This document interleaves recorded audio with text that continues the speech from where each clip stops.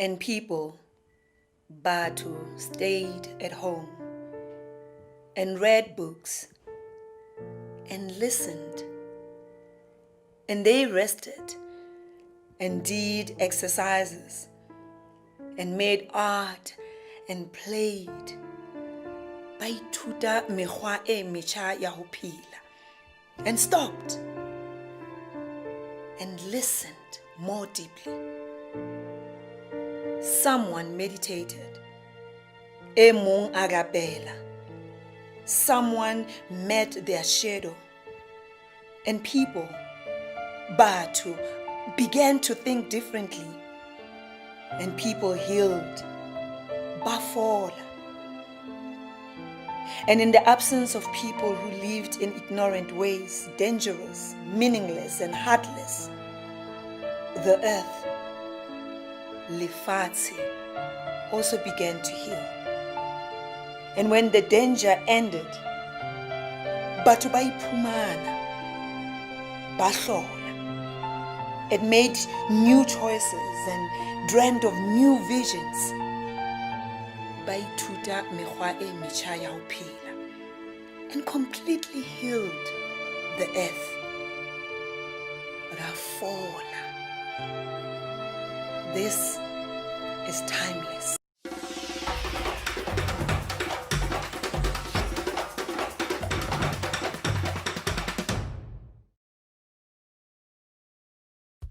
I was born in Carltonville, Kutzong. I grew up in Soweto, Dobsonville specifically. Most of my primary school was in that area. My theater journey began when I was in high school, like the last 2 years of my high school days. In my first few months, I saw a performance of a play on a platform. It wasn't even a proper stage or anything like that. And there was something about the intensity of the play, the intensity of the performances that struck me so deeply. It wasn't the first play that I was seeing. I'd seen plays before, probably better ones too, but that stayed with me so intensely that I could not help but go to the actors and ask them how I could join this thing that was moving me. I sensed that there was a magic of sorts. There was something about this make-believe that wasn't just make-believe, because it had touched me so deeply. One should be true to their own path, to what is really calling you.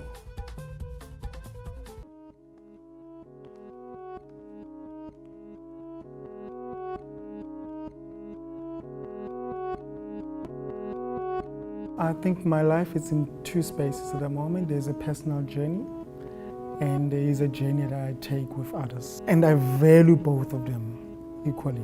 And there's a time when I'm saying, now I am really feeding myself as an artist in order for me to continue to feed the rest.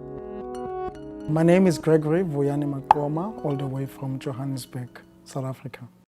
I'm so excited that you guys are here to be with him. Please help me in welcoming Gregory home.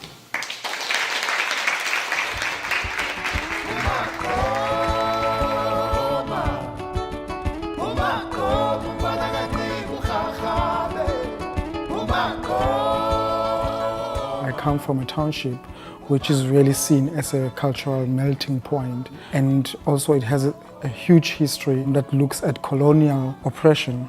So those complexities inspire me to create the work in order for me to turn my own disadvantages into advantage.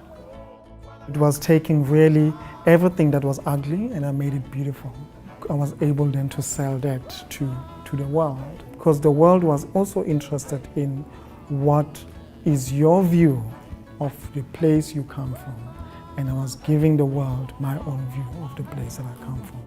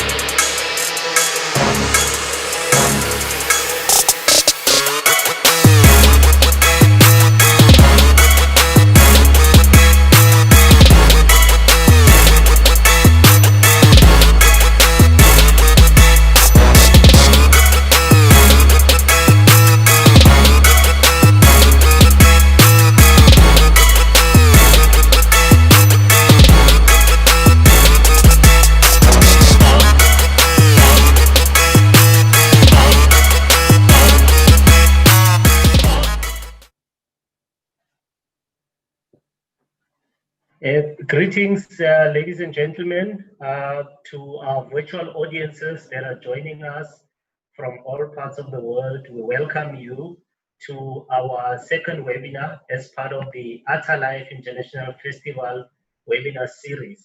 As indicated in our previous webinar, we have an exciting lineup of talks, of performances, of showcases that we have packaged for the Joburg audiences, but also for the international audiences. And today we are navigating the subject, the meaning and direction of the arts in the post-COVID-19 era. So this is the discussion subject for today's webinar. And we have also invited, thought leaders from within South Africa to help us digest the subject, to help us, toss it and turn it and package it in a way that is going to make sense, not only to the peers, but also to the audiences, to the art lovers, to the Art Alive supporters and patrons. We have with us, as you have seen in the insert, a celebrated son of the soil, a person that comes from Obukosi, Wabatosa. As you know, he carries the name of the great warrior king, Umakoma. We have Vuyani, Gregory Makoma, who is from the Vuyani Dance Theatre. He's one of the finest exports from this country, has been a great ambassador in various parts of the country, of the world, so to say. And you would recall that last year, he shook us off our seats in various theaters with a riveting production, Sion, which is a dance production that was presented at the Joburg Theatre, but also it went to New York and got disrupted when it was still, on its tracks to showcase at various parts of the world.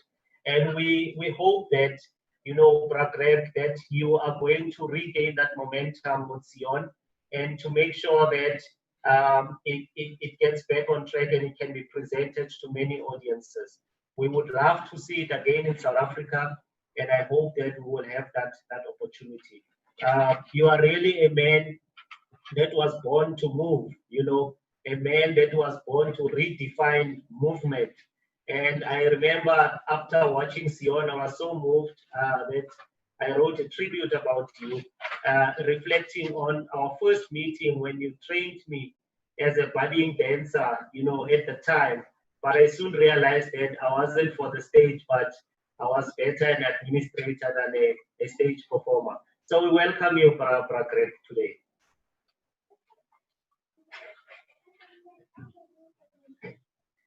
Thank you. Yes.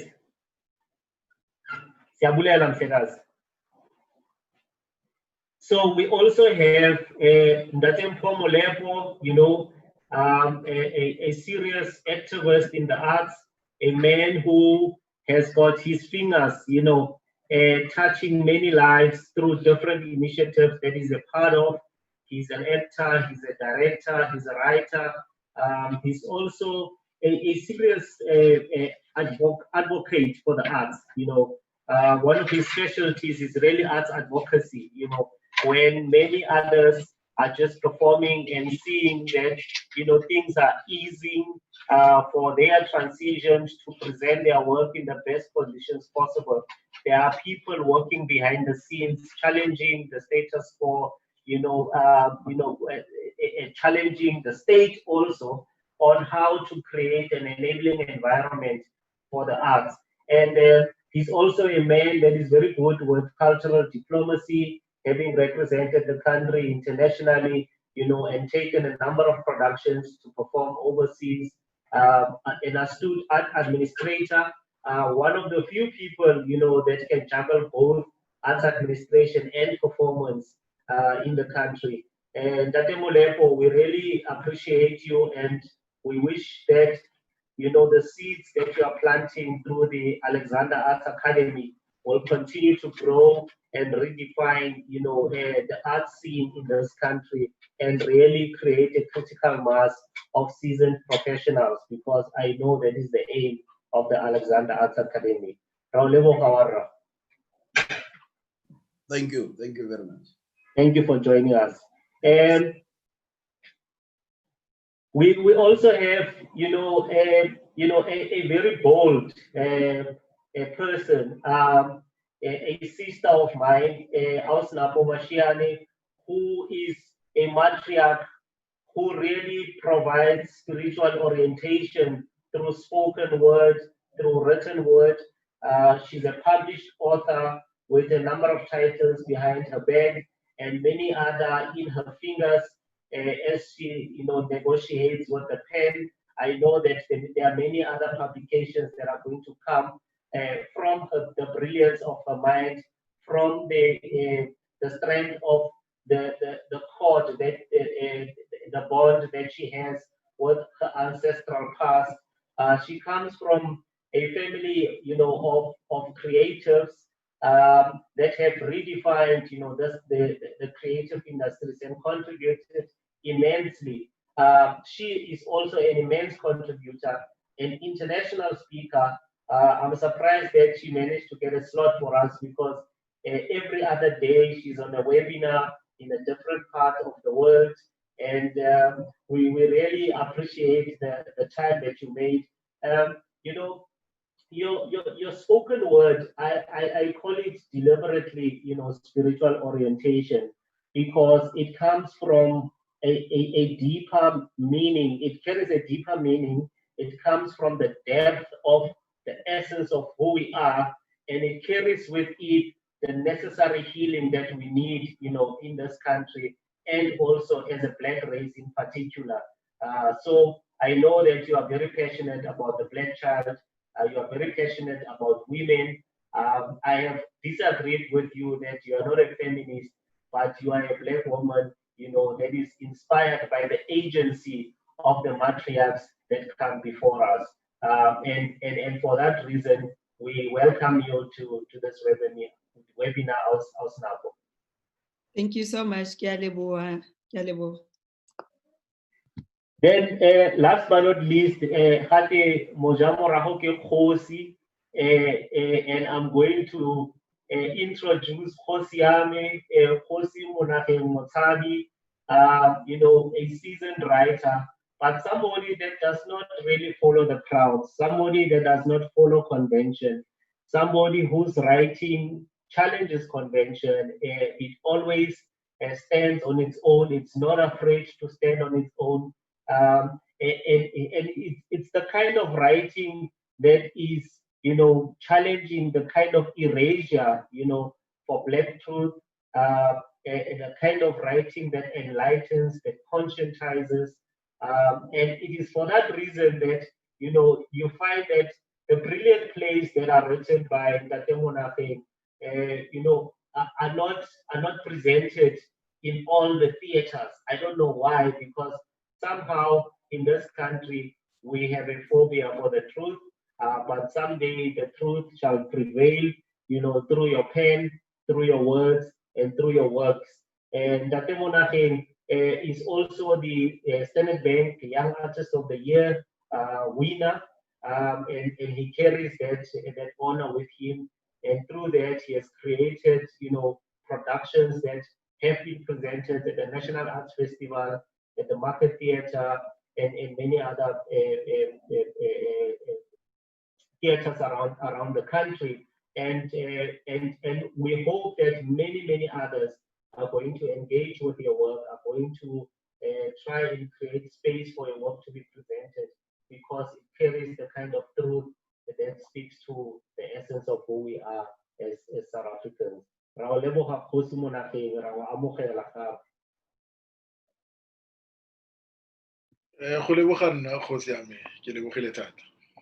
Thank you.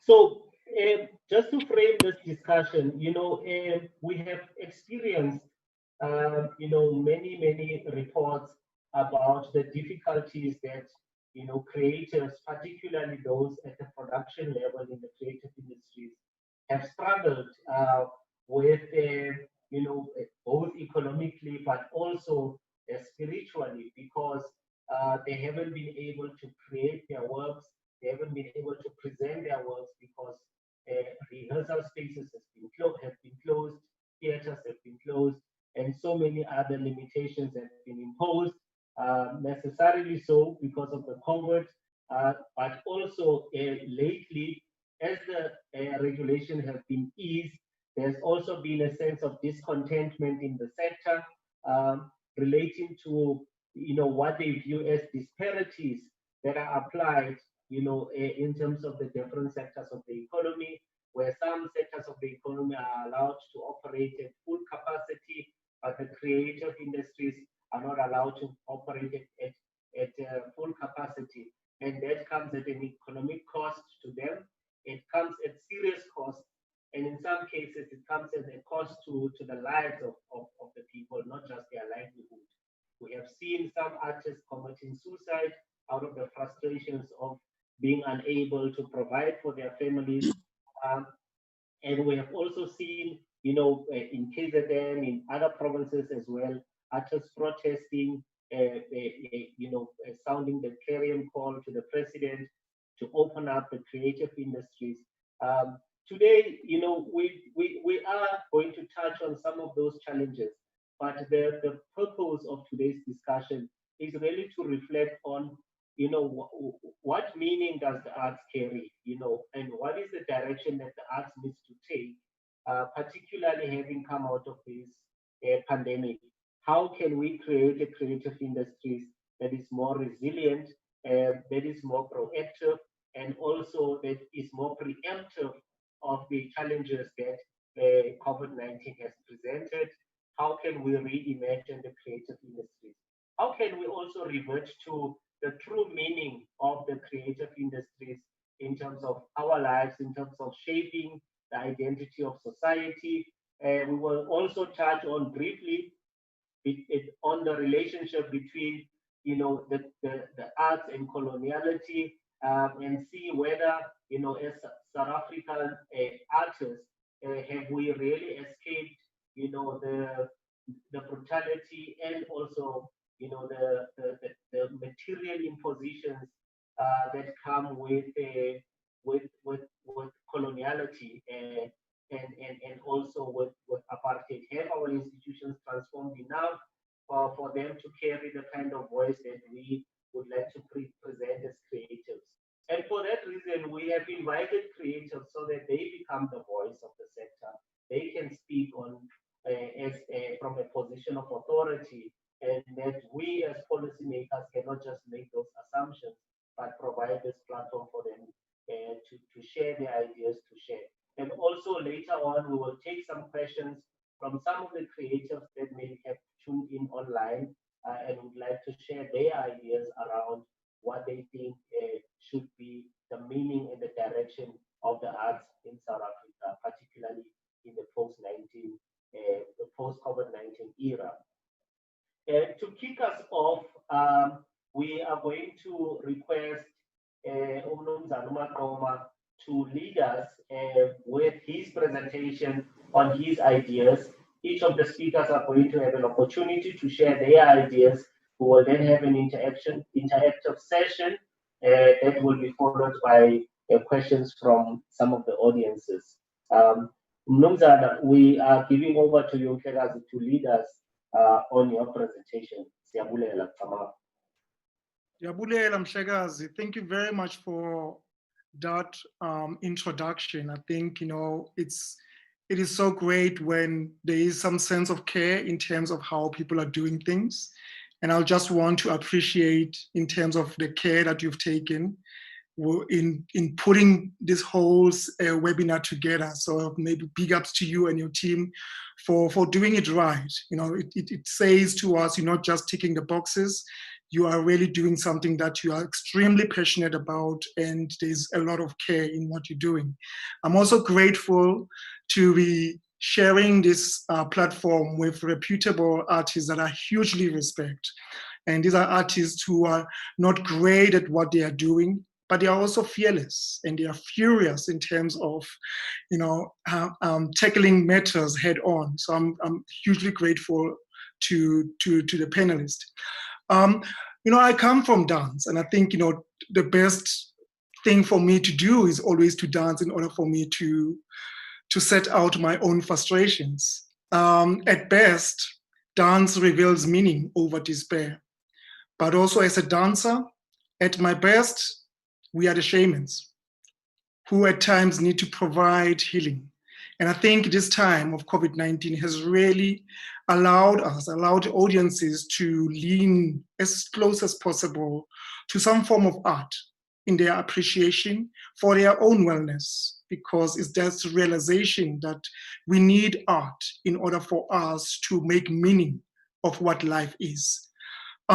So dancers are trained to observe and replicate with freedom to invent in culturally and politically relevant ways. And I need to stress that, dance is not politics. We're not here about, dealing with politics in our dance, but we become political by virtue of circumstances we come from, by circumstances we live around, by circumstances we need to respond and correct. You said something, Hlegazi, that we are the voice of our own sector in terms of where we're coming from. I would like to say, I don't see myself as a voice, but I see myself as a catalyst, because I think it's a bit dangerous to say people are representing a sector, because ideas and ideologies within the center are extremely complex for one person to be the representative of that sector. So I see myself as a catalyst, and I've been really thinking around in this time of COVID-19, how do I utilize my time in order to speed up the processes of things that we've been vocal about as artists? How do I get to a point where I mobilize together with others in making sure that we never see ourselves in such a period, in such a time, a difficult time, where artists are literally carrying a begging bowl in order for them to survive? How do we change this situation? How do we overcome this moment in time to prepare ourselves for the next wave, for the next disaster that might come our way? So many of us have formulated our careers in our backyards, and we have to remember that. We have to remember where we come from. And I see, at times how politicians do things is that they often forget in terms of where the struggle started. And our careers here, people, I'm not sure about Vice, but certainly, with Brampo and surely with Napo, we started in the heart of apartheid South Africa, experimenting with myself with movement that was really filled with dust and smoke, because that's what I knew. Dance for me was in my backyard, on the grounds, kicking soil, and dust filling all the environment. But it was also, smoke that was emanating from the burning tires and tear gas while dodging rubber bullets and chased by police dogs. So in my work, in my presentation of work, I take all of that with me, because it is a symbol of oppression that I want to use, so that others should never have to go through that. And within our democracy, dance dominated even our screens. Social media platforms brought even the monks and nuns out of their monasteries to dance to the Master King hit song, Jerusalem, responding to the widely spread dance challenge. But then I ask myself, even including what our president has said in his speech, in his last speech, that on the 16th of September, where we were expecting as a creative sector that some form of understanding of where we are as a sector, some form of empathy will prevail over everything else, because we know for sure that the arts are going to be the last to see a good day, to see the real spring. Especially particularly post COVID-19, that we know that arts are going to suffer even the most. So how do we get to a point where we created some sense of an understanding even to our government in our communication, that to realize that the past 7 months have demonstrated clearly that there has been very little regard for the arts, and dance continues to be at the bottom of the pit. The future is not certain, certainly yes, but it requires us as artists to arm with not only the power to create, but also a concrete force to persuade our leaders that what they had before was not valid, and to accept that a new matrix of artists, of creativity, of education, of body politics, of dance exists. COVID-19 has given us has given rise to an army of furious artists and thinkers in their attempt to level the playground, forging the future and hopefully, and I say hopefully, a revolution. I will end there. Thank you, Mhlekazi Siyabulela, and I'm sure later on we will reflect more on why is it that dance always feels like the stepchild of the creative industries. We will reflect more on that. But thank you for giving us a lot to digest. And we are going to go straight to our second speaker, and we will ask Ndate Mpomolepo to guide us in his presentation. Thank you.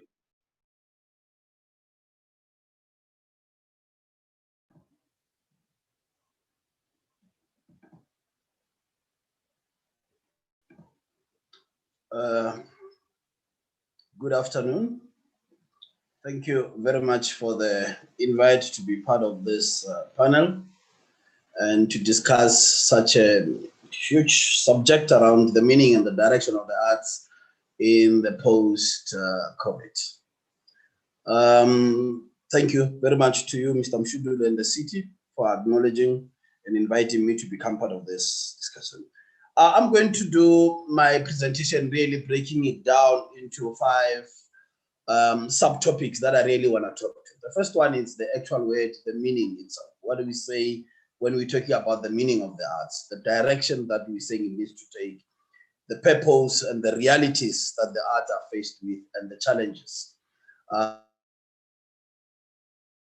discussion, and we get the way forward on what we really think how the arts will be able to survive and the kind of a direction it will take. I came across a statement put by Charlotte Higgins, and she says, at the end of the war, the art was able to come back very strong. And I found that very interesting for me, because post 7 months, is the art going to be able to come very strong? And I started questioning myself about that.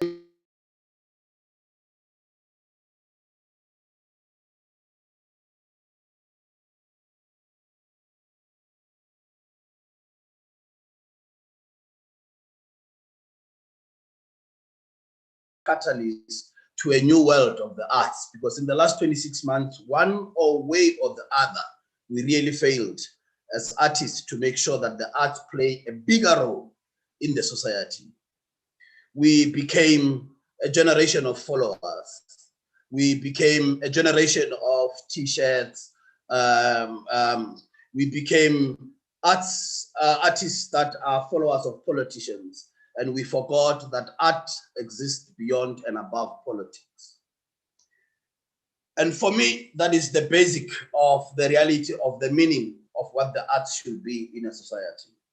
What is the meaning of the arts in a society? Arts expresses emotions. Arts plays a bigger role in reflecting on the pulse of the society. Art inspires. Arts helps the society to cope. Arts helps the society to challenge. Arts can help the society to mobilize. And arts is a way, a part of our living, our daily living. In all these meanings of the role that the art can play in a society, I think one of the biggest questions I ask myself is that in the last 26 years, were we able to define the role that art is playing in our society? And did we create art to be able to become effective in the socio-economic development of our own societies. And for me, those remains key questions that I ask myself, because even if we look back and we try to use what we always use and say, yeah, but during apartheid, this is what happens and all of that. The fact is what happens in the last 26 years, beside what happened in the last 6 months. COVID has devastated theaters, museums. So it has a major effect on what happens within those infrastructure that exist. And its impact can be seen in many ways. Many artists have lost their events where they were scheduled to perform. Most administrators and others have lost work. There hasn't been income, as most streams of income have been closed. And the question that comes is, in the impact of COVID in the life of an artist, is it all dead or not? And I found a response to that the only thing that COVID could not be able to do is to impact on the imagination of an artist in terms of what their role is and what their work is. So possibilities are, for the 7 months, we've been able to create work in our own spaces. We've been able to write. We've been able to create poems in the last 7 months, because the power of our minds, the power of our work lies in our minds, and there's nothing that really can impact on it, even if it's economics or hunger, or unless we survive on the arts, or we survive in the arts because we are the ones that follow politics of hunger. The truth of the matter is how much work has been created in the last 7 months, and the impact of that work to the world, and how that work has been exposed to various platforms. Leslie Beach says, everybody hurts, everybody loves, everybody hopes, and everybody dies. And I find this very controversial. And he says, mainly art is about our mortality and our sense of mortality. How do we describe the living as artists? So in the last 7 months, how did we describe our own environment? And what did we do with it? We have watched as much as we could on our various social platforms, presentations of performances by various artists, some not done well, some really done very well. But in all of those presentations, what was the artist doing it for? Did the world ask for it? Or did the artist feel compelled and burning to communicate with the world because their role is a communicator? In essence, if we talk about politics of stomach, did the artist make money out of all those presentations that they put up on social media and all of that? So to one way or the other, we have now understood that there is a burning in an artist inside that makes them not to be quiet, even in times of war. If you look into the South African context, during apartheid, it was art that played a major role. During the violence in the early 90s, it was the arts that played a major role in various platforms. In night vigils, you will have poets reciting poetry to inspire us and to mobilize us. And the fact is, in the last 7 months, were we able to create enough platforms to continue in spreading messages, mobilizing, communicating, advocating, and educating our societies? For me, that takes us into what we could then describe as a post-COVID. Are we going to be able to use the platforms we created now in the last 7 months? Are we going to start packaging every work we do to include the visual part of it? Are we going to be able to grow the virtual part of our work in a way that when we put them in stages, we make sure that they are seen all over the world? So in one way or the other, for me, is that there have been a learning process out of the 7 months. The question is, how are we going to be able to use it? Because there are more benefits that came out of COVID than just the crying of the politics of stomach. And I'll pause it there. Thank you, Ntate Moleko. True to your nature, you always leave the room with feathers, flying about. Bragg Red left us with dust and smoke. and then you just added the photos because you ruffled quite a few. We thank you. So we are going now to move to House Napo Mashiane, leaving her with a lot of dust, smoke, and photos, and see what she's going to leave us with. Over to you, House Napo. Thank you so much, Ntate Mshudulo. Thank you so much to Arts Alive, firstly for making me part of this through yourself and the team behind just being part of this platform. I think just like Greg, I think I need to be very clear that I'm not the only voice. And actually when I this panel, but one of the things that was aching in my mind was like, or what stood out most and possibly standing out mostly to other people was why there is only one woman's voice in this particular panel. And I want to clear it up that one shouldn't be put or people shouldn't assume that by me being part of this panel is because I'm representing each and every voice that is woman, that is a sister, that is an aunt, that is a grandmother. I am just part of that community. And for me, my biggest wish would be for all of us to be more inclusive next time so that I am not viewed as the poster face of the industry. So I wanted to make it clear, and I think it goes back to then what Greg was saying, that, you know, most of us, we are in the spaces and we get to be part of these panels because of the collectiveness that exists, our communities, our society, our country, our continent, and the global world at large. Which brings me more to the meaning and direction of the arts post-COVID-19. For me, when I looked at the theme, the storyline, the title, I started asking myself that, have we even gone past COVID? You know, because we're still in the midst of it. And like, you know, all of us would agree that some of us, I don't think we have experienced the damage that this pandemic, this thing that is invisible, that, you know, that we don't know what it is, but it's part of our lives and has affected our well-being so much, has cost us. And like Mr. Mlepo said, most of us have lost so much work, and for most of us, both nationally and internationally, things were put on hold because lives matter, because our health, you know, is at risk. However, within the midst of this chaos, within the midst of the unknown, within the midst of fear, some of us started thinking out of the box. Some of us started finding ways of how do we survive as creatives, as artists. There were a lot of conversations for a lot of people who are performers, like actors, actresses, musicians, dancers, that for years, if you've studied this, for years, if you've been a performer, and one day you are told that the space that you have and have had access to, if it disappears, then what?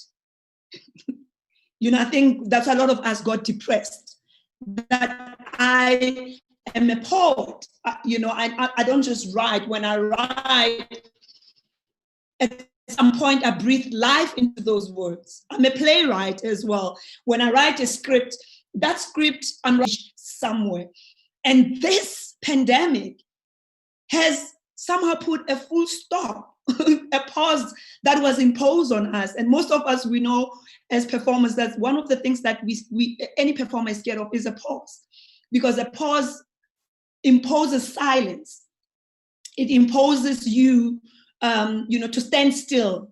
And for a second, even on a live stage, when there is that pause between yourself and the audience, the room, the silence becomes so big and so heavy that none of us, between myself as a performer and the audience, can contain. However, there has been such amazing initiatives that have allowed us to think out of the box. And for myself and my company has been to start thinking about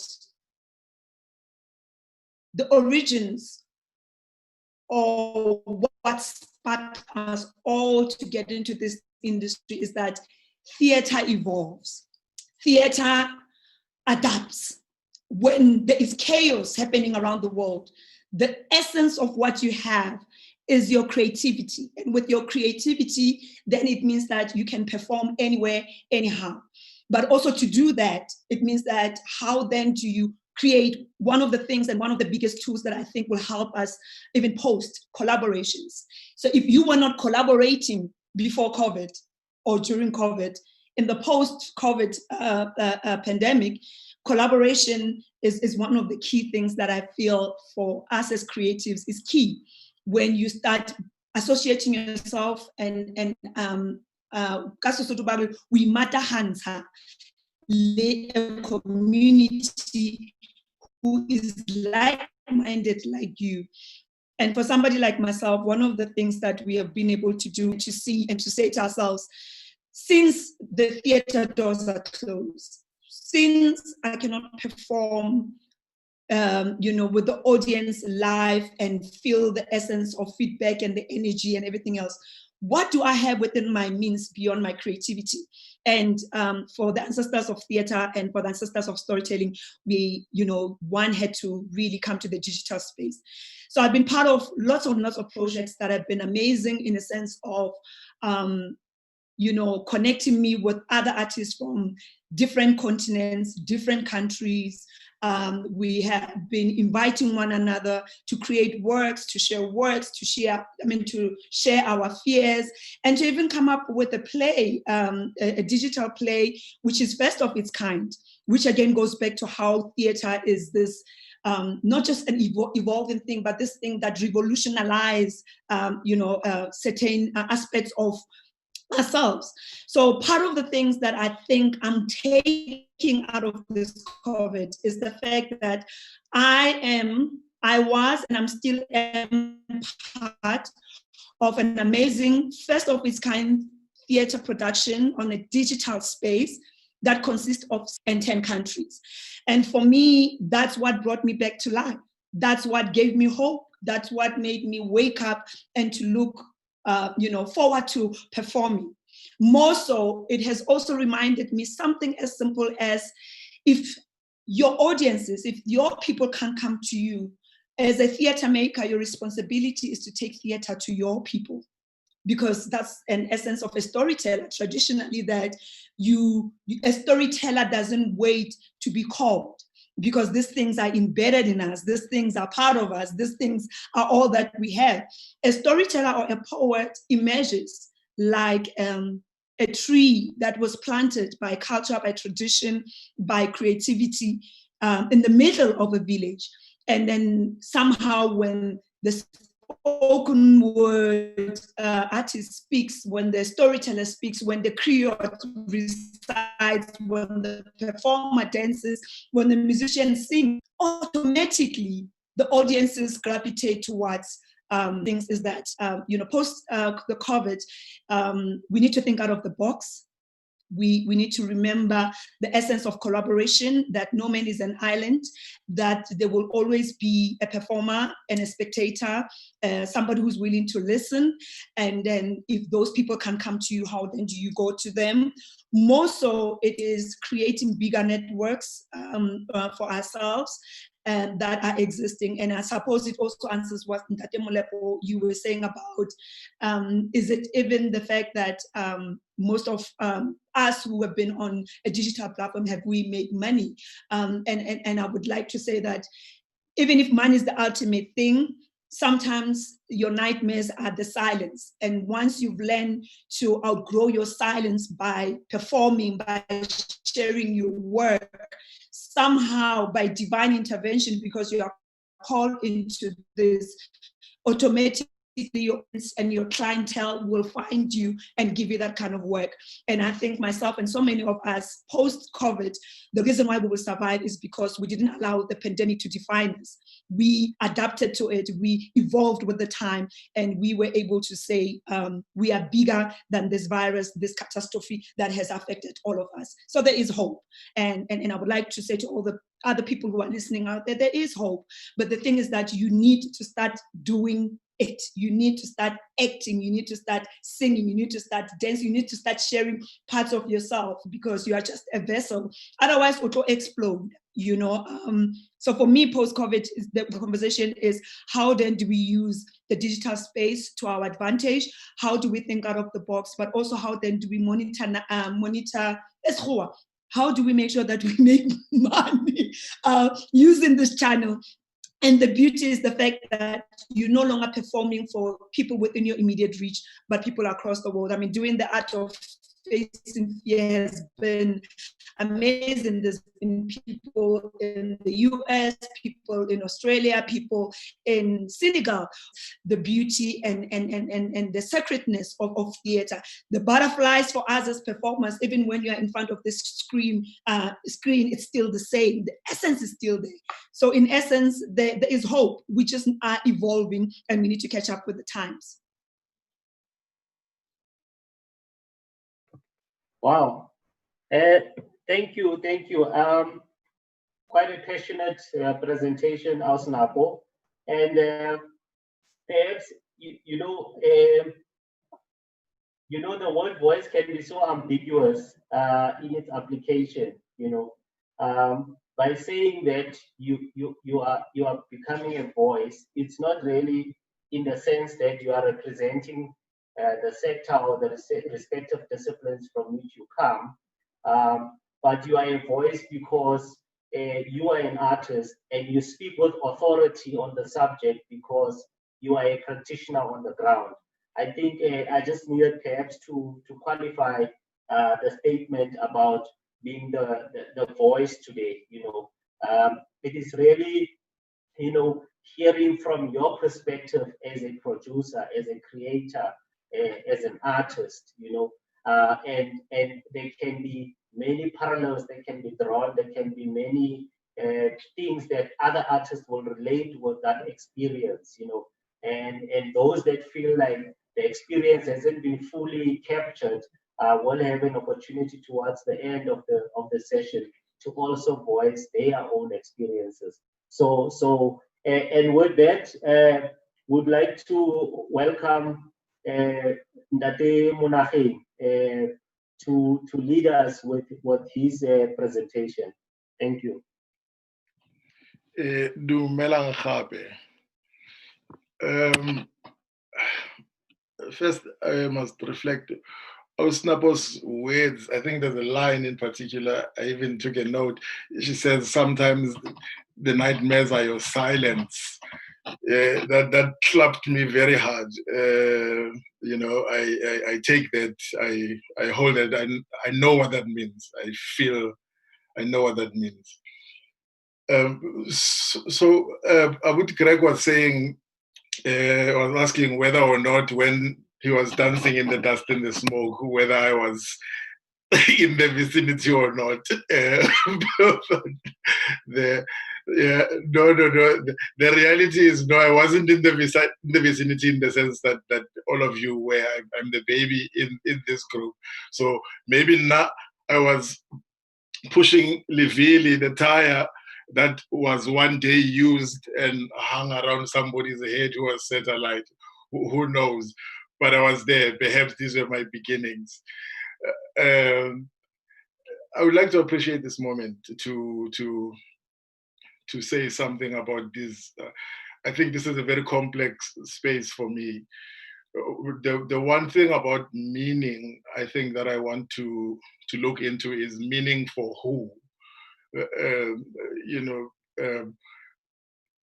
the previous speakers have spoken about the meaning of the arts in both ways. I mean, in terms of how it can affect those who receive it, but also what it does for you when you speak. You know, going back to Ausnapo's, you know, transcending the nightmares through breaking the silence. You know, that there's the inner part of that, and then there's also the external part of that in terms of where it should land.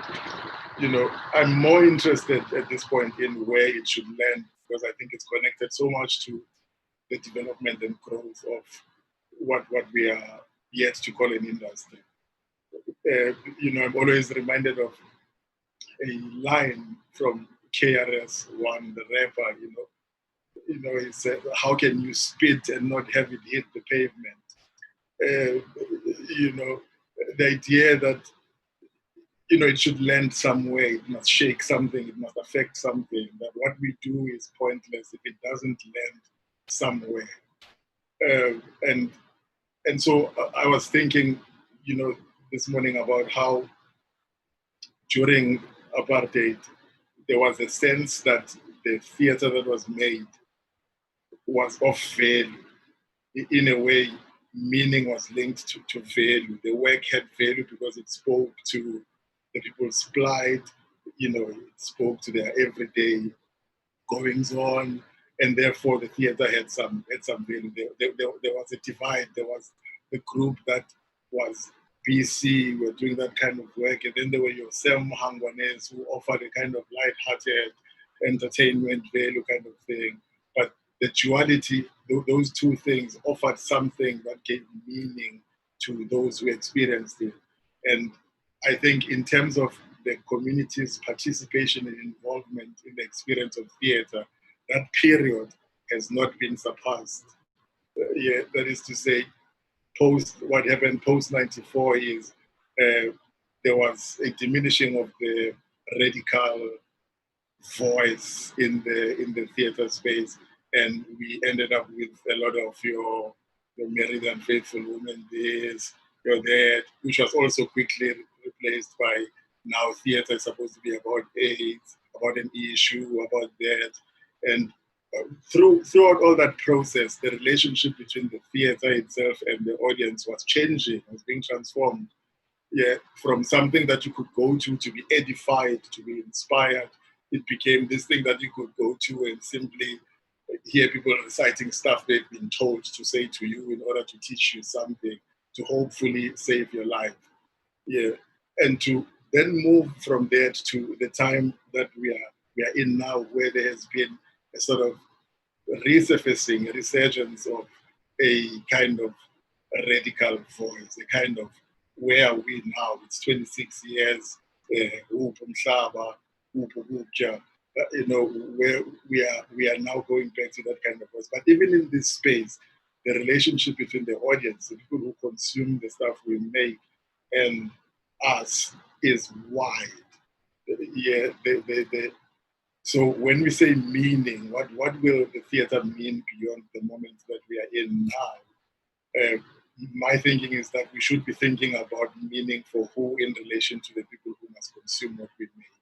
Because if we cannot bring them in, if we cannot find ways to educate them about why what we make is important, I mean, we can articulate it all we want with each other.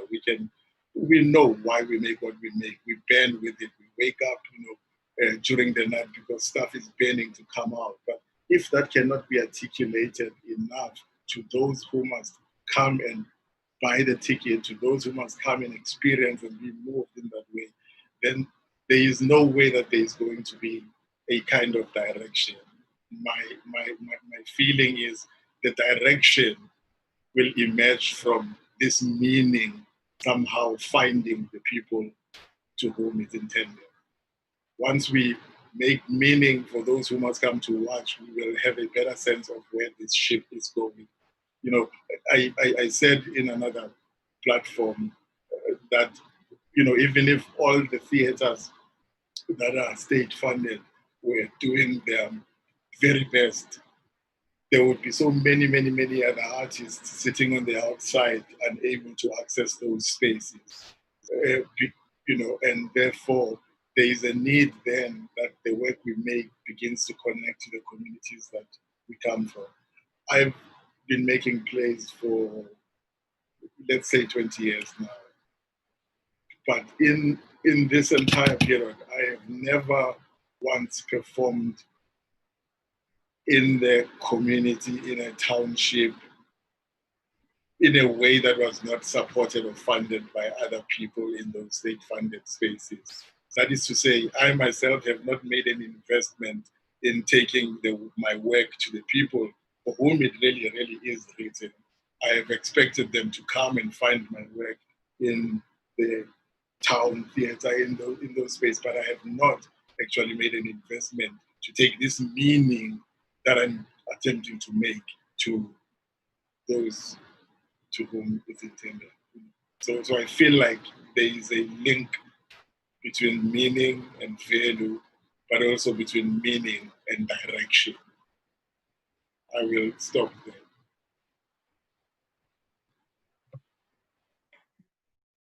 Yeah, you always leave our minds with so many questions. I see everybody smiling, because again, Motsabi, true to your nature, you've challenged us to think, about really, how we even conceptualize these discussions and what we intend, to achieve out of them. But what I'm picking up is that there are so many parallels between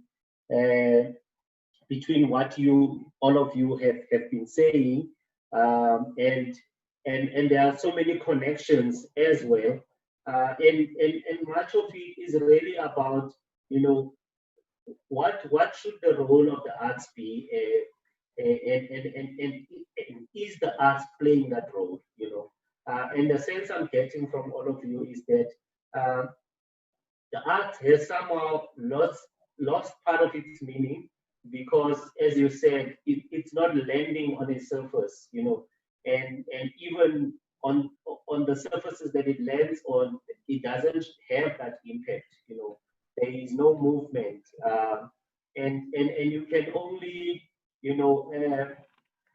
can only move when you have direction, and you can only aspire to direction when you have movement, So for me, it's really important that we now think about how is it that we can find that purpose, we can find that value, we can find that meaning for the arts.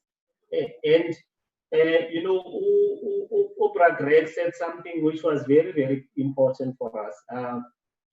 It would seem that in the creation of the work, the element of fearlessness and furiousness is not sufficient.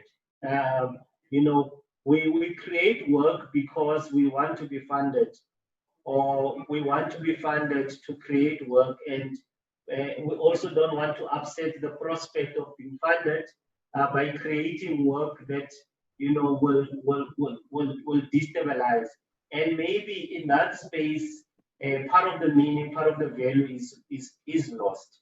And also that you spoke about spaces, and Asnapu also spoke about spaces, that when these spaces are closed, because we are so accustomed to the conventional spaces that we are always performing at, where we are presenting our work at, and these are the mainstream spaces that all of us aspire to present our work at. For me, then it creates a challenge, because then if those spaces are not available, if those spaces are closed, as we have seen in the last 7 months, there's no imagination to create an alternative, and also we create our work further away from the people that inspired us to be who we are. Our work is further away from the communities and the people that really need to be engaging with the subject matter of our works. And for me, that is really where the challenge is. So, Greg, how do we then reimagine the spaces? Where do we go from here? And I also want us to explore the aspect of why is it that dance always feels like it is the stepchild, of the creative industries. Greg?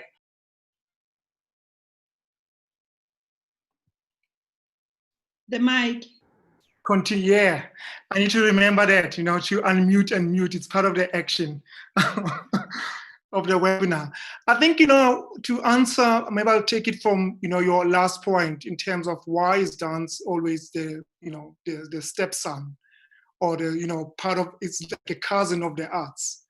And I'll use my own experience of growing up with my father in the home, where when I made a decision that I want to take dance as a profession, the first thing that my father said was, you can always dance, but you still need a profession. And that is something that we always have to prove and to break as, as a stereotype, in a sense of how people look at careers.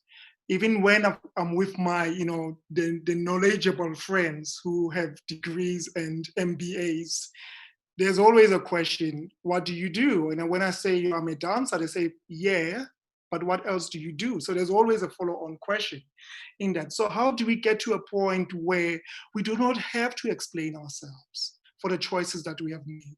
We do not have to prove to anyone that dance is a lucrative profession that is also contributing to the creative economy. And that is for sure, because I look at terms of Vuyani Dance Theatre at this present moment, where we still, perhaps the only dance company that is full-time, that is still paying full-time salaries.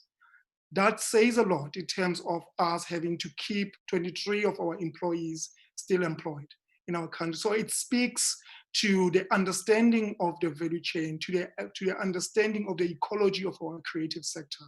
And how do we communicate that to the wider population, not just those who are making decisions in terms of policy, because it does take time to discern any connection between life and work, to giving and taking. So those sensitivities, eventually, you accept with a heavy heart that no man is equal in an unequal society. But that's where we come in as artists to say, how do we bridge the gap between those who are rich and those who are, are poor, and challenging also now spaces to say that those spaces are not only meant for the privileged few, in terms of allowing them an opportunity to present work in those spaces, but also in terms of audiences. How do we take our works, or begin to take our works even to our own communities, and how do we re-energize the structures that exist within our communities as spaces for art to prevail, and not just for funerals, not just for comrades to have their meetings? How do we re-energize those spaces to be created for art to really manifest in itself? Because at the end of the day, we are holding a mirror to society.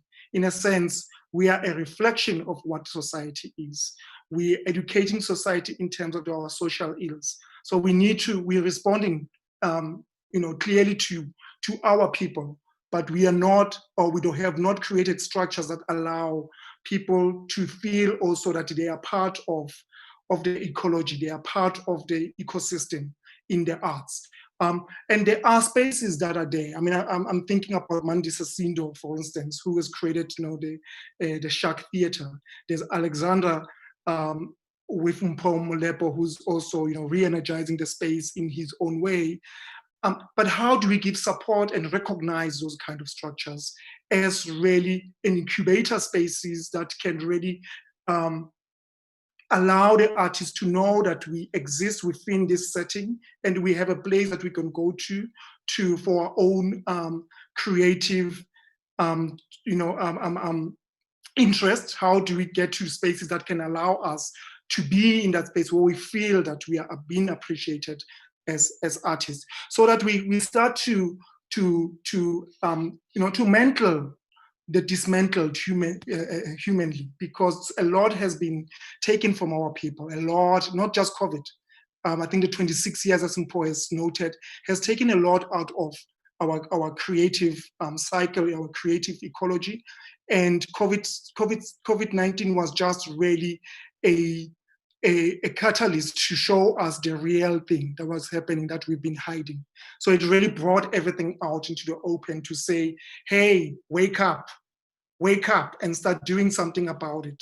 Wake up and start really thinking about yourselves. Look inside and allow yourselves to be the creators of your own work, but also be the ones, you must be the ones who are the custodians of your art. How do you protect it? How do you ensure that this art is presented in the best possible conditions that you would like to see? But how do we also take others with us so that when we are in those privileged positions and we're flying, we're going to Kennedy centers and all those places, how do we come back to plow back into our societies to ensure that we create or leave a legacy that is ensuring that the future is bright for those who are coming after us? Thank you very much, Mtegas.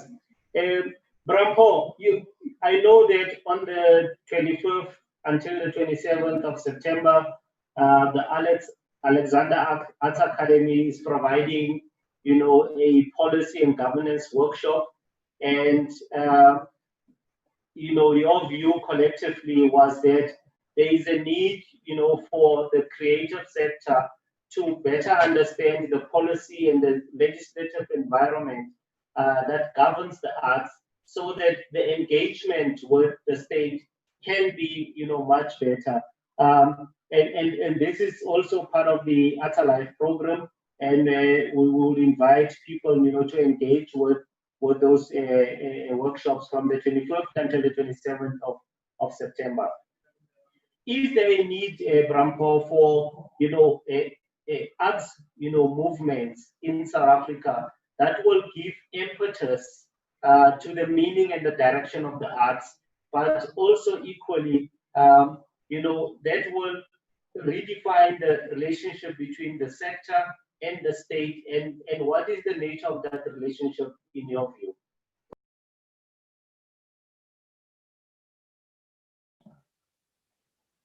All right.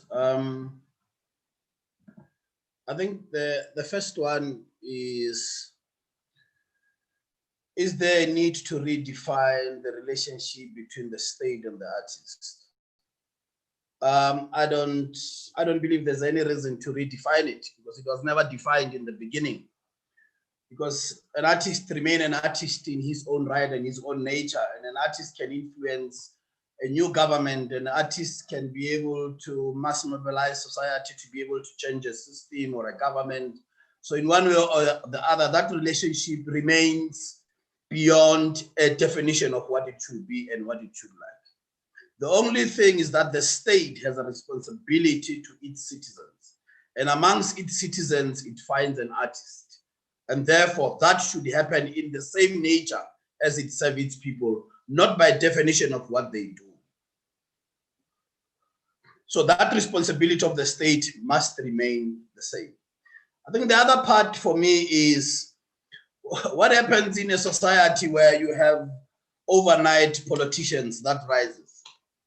So in 26 years, you have so many politicians that have risen from their own localities to provinces to national, and some of them have become really strong voices in politics, but majority of them are really embarrassing because they don't have content of what they're talking about. And that is the danger of what you could have experienced in the last 7 months, that you have so many activists that have risen in the arts, and majority of them cannot actually define where they really want to take us to. And for me, that is the sad part of it. So it is important that we start to empower those that see themselves as leaders, or those that really want to become leaders in our sector, so that when they talk or when they claim to talk on our behalf, at least they speak some content to the people that they are trying to address.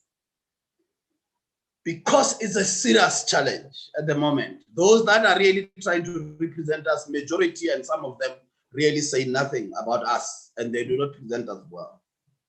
And for me, that goes back that in the last 26 years, we haven't been sharp enough that we could have influenced change in how we look at the present society.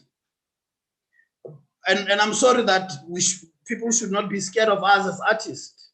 And I take responsibility. In the last 26 years, I've learned to become an administrator more than what I know myself to be as an artist and a creator of work, as a director and all of that.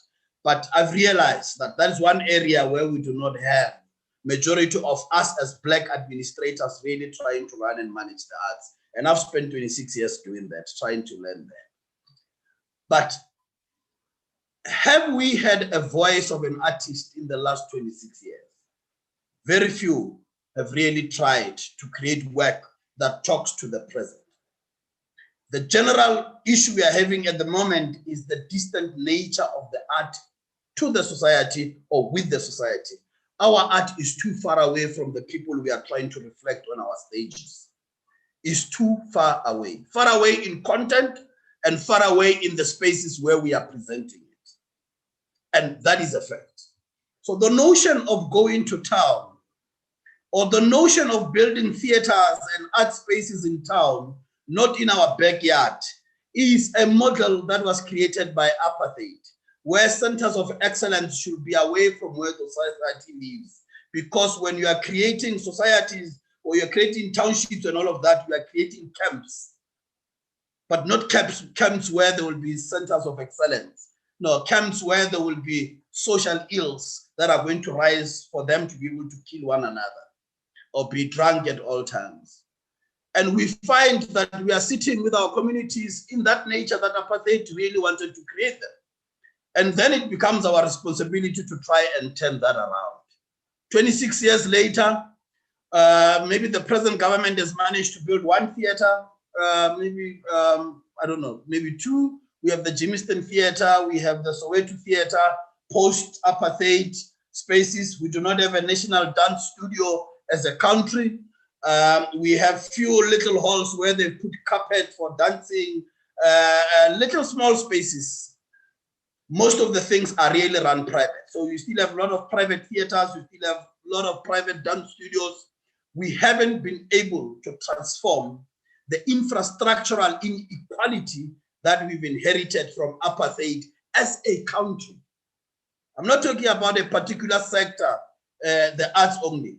Generally, as a country, we haven't started looking at what is it that we need to address that we've inherited from the past. And one of those is the infrastructure inequality that we haven't been able to start talking about, not even just changing it, talking about it to say, how do we create centers of excellence in townships? I had a meeting, I'm a member of what is called the Community Arts Practitioners Network and also center managers in Gauteng. And I sit there as a secretariat for the team. And I was raising it in a meeting that we had, that we are talking about community art centers. We are not talking about building fully fledged theaters in our township. We are talking about transforming an empty hall, trying to put a stage and a seating, and trying to make that look like a performance, trying to look like a performance space. We are not demanding creation of performance spaces in our township. And why are we not doing that now?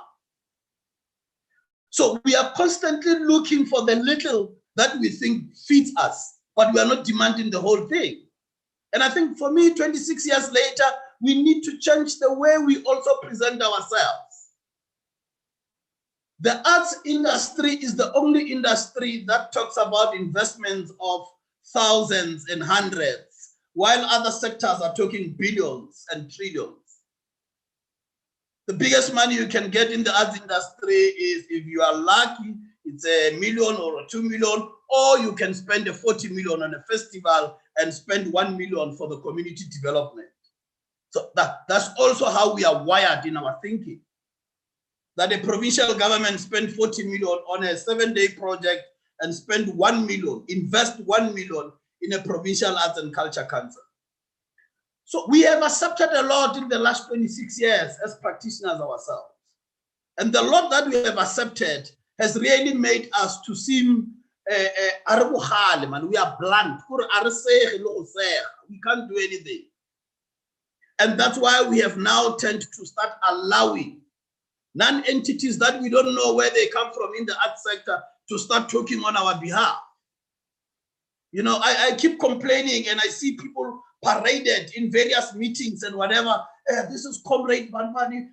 And I keep saying, what do they do if they're here leading me in the arts? Have they written a play or have they acted or whatever? So we have also allowed the entire industry to be clustered by non-artists generally. So we will have to start from cleaning from there. We need to be able to say, Chief, kana o irile wena ruto wa bitsa comrade or we rain before we are buella, because next week rena le call time re lo act wena,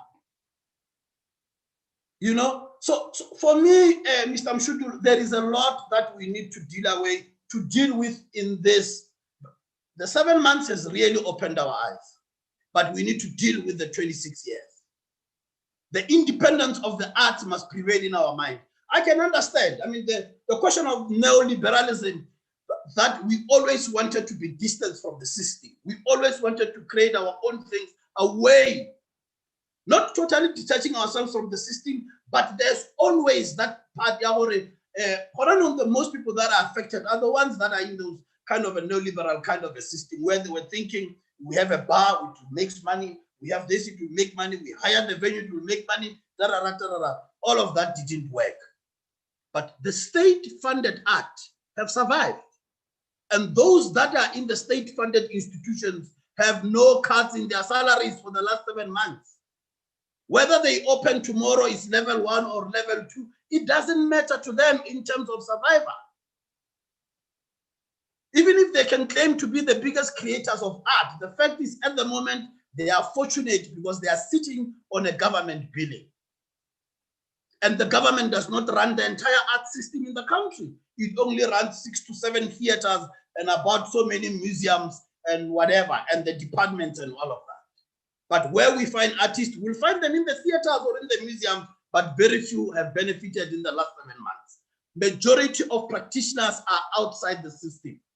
And majority of practitioners have been highly affected in the last 7 months because the system has not been positive towards them. How do we deal with that? Because we've inherited the same system from apartheid, where only few that were in the performing arts councils were able to benefit. Majority had to go and fundraise and get a 50,000 from the Creative Arts Foundation, now called the NAC, and all of those. And that's still the same. So, Osnako, is there some level of introspection that is needed from the sector itself for having created a void to be led, as Abu Timpo is saying, by people who do not seem to have the credentials to be leading the sector? And I also want to, touch on a point that Rampo raised earlier on about our imagination, being the most powerful weapon for our creation, and that being one thing that was untouched in the 7 months. And I want to link that to, the nightmares of silence, the silence of nightmares that you raised earlier on, and say, as Ndate Monaghan put it eloquently, saying, how do we transcend, these nightmares through breaking the silence, and really creating conditions that are conducive for, your innovation, your creativity to thrive, to serve its purpose, and to also touch those people that it is intended for. The only thing that no one, no politician, no statesman, no enemy can ever capture is the mind and the imagination of the artist. That's one thing that no one can ever control, right? Didn't Steve Biko say, even when it comes to the mind of the most important thing in the hands of the oppressor is the mind of the oppressed, right? And when we're talking about it, it's because that's the only thing that no one can ever imprison. And so our imagination is both a blessing and a curse, because it's a blessing in the sense of it's a sacred thing. It's inside you. No one can temper it because you have a full 100% of it. You can control it yourself. No money can buy it. No monetary value. It doesn't have a price tag. Yet at the same time, it's the thing that makes the politician to fear us. It's the very thing that separates you from your own community and from your own people.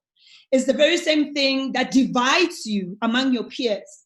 It's the very same thing that can be used against you by your own, all right? And it's also the very same thing that can separate you and create a huge gap between yourself and the audiences, and that, you know, the people that you are, this message, this visions, these pictures that you have that are so powerful in your mind. As Menachem said, if they don't speak to the people who are meant to receive them, or if they have been rejected by the same people, you're still left with that. So it's a blessing and a curse, you know.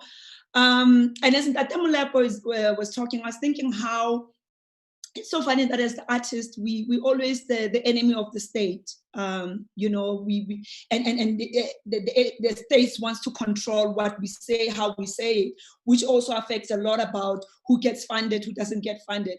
And not just the states, it also lands on clients, right? I don't know how many of us, when you go for a briefing with a client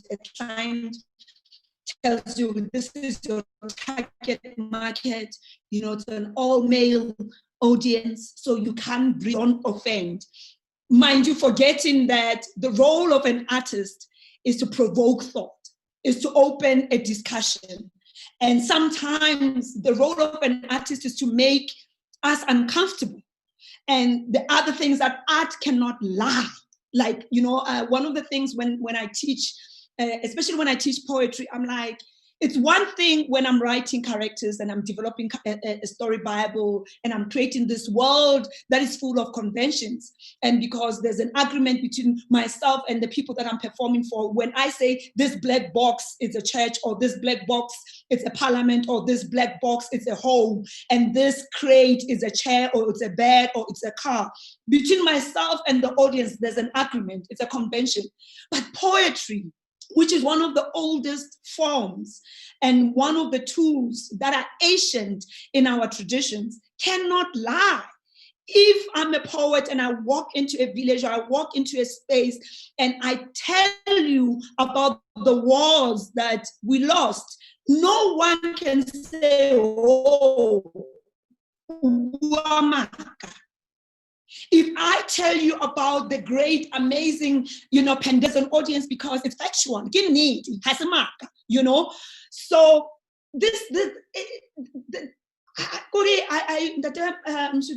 my peers, I always wonder in going forward how, and I hear about policies, I hear about different structures, and I think all those is important.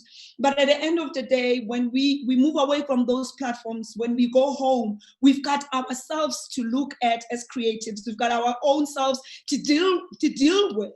And that's the most painful thing. And this is what I'm talking about when I'm saying nightmares are not transferable.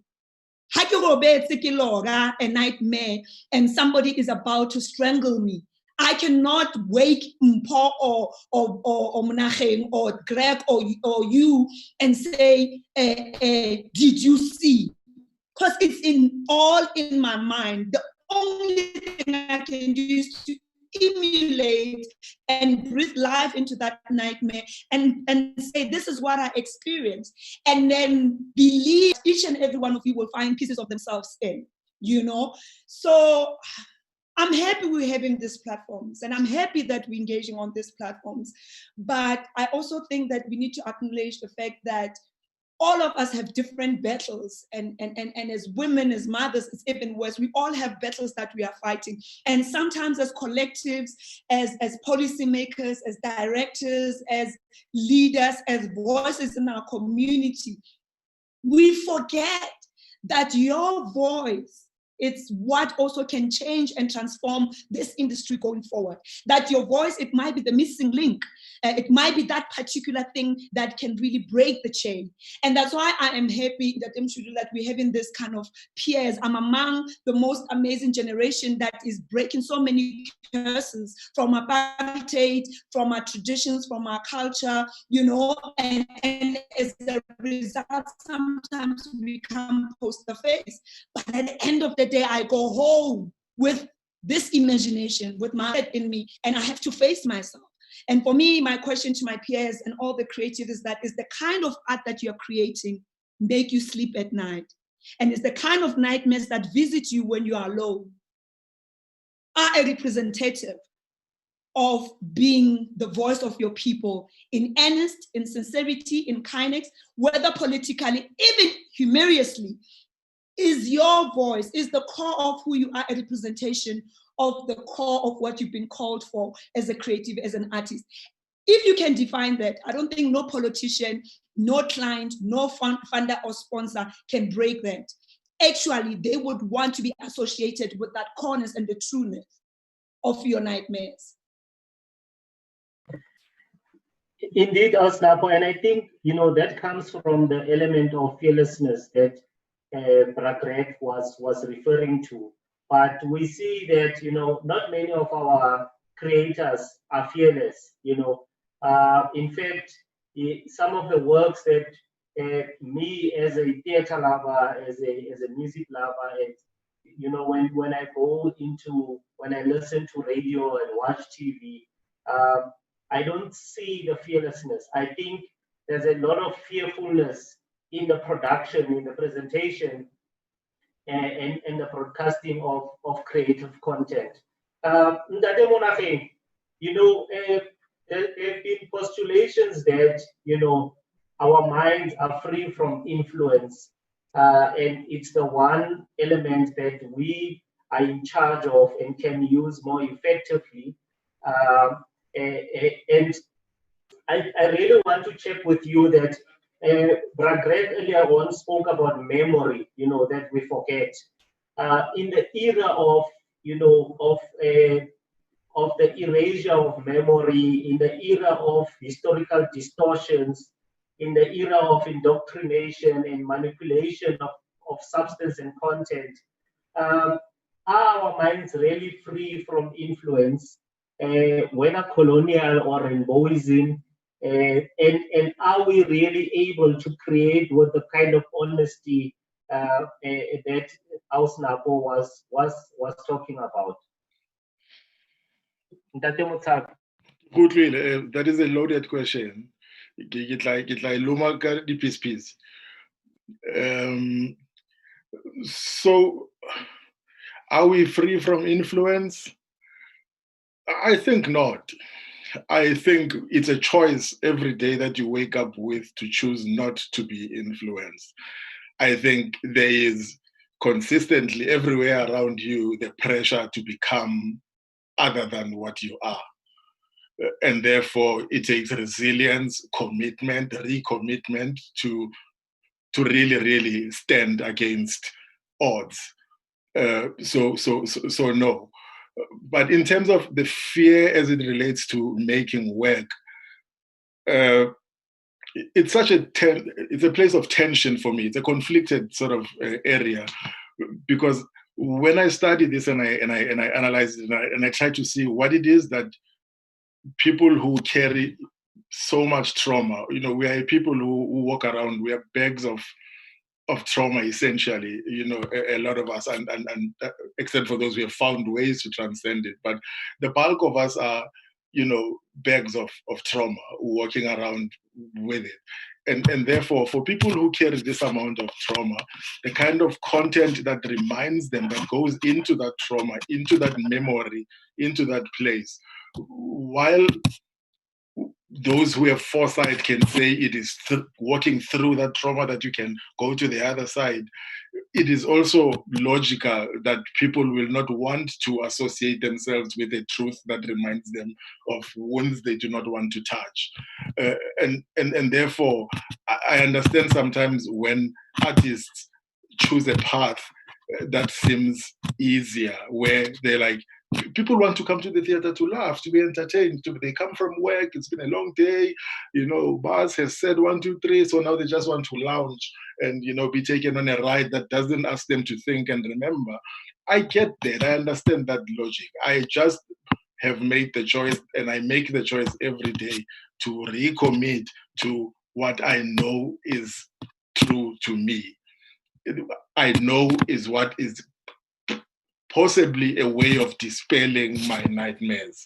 you know, so I think it's a challenging area. The tension there, even I sit with it because I think Black people deserve to laugh. I think Black people deserve to be really entertained. I think Black people deserve a day nyana where it's one today, no trauma day, no memory day, like just today in the joy, and because I understand that there is a need for that, and this is why I attempt in the work that I make, as challenging as it can be in relation to history and memory, I try to find moments within all of it where people can really release, where people can laugh at themselves, where people can, because it is also not realistic to try and hammer people with just that rules like that, because then, no one can handle it. I can't handle it. I want to laugh, I want to watch something silly on TV every now and then to,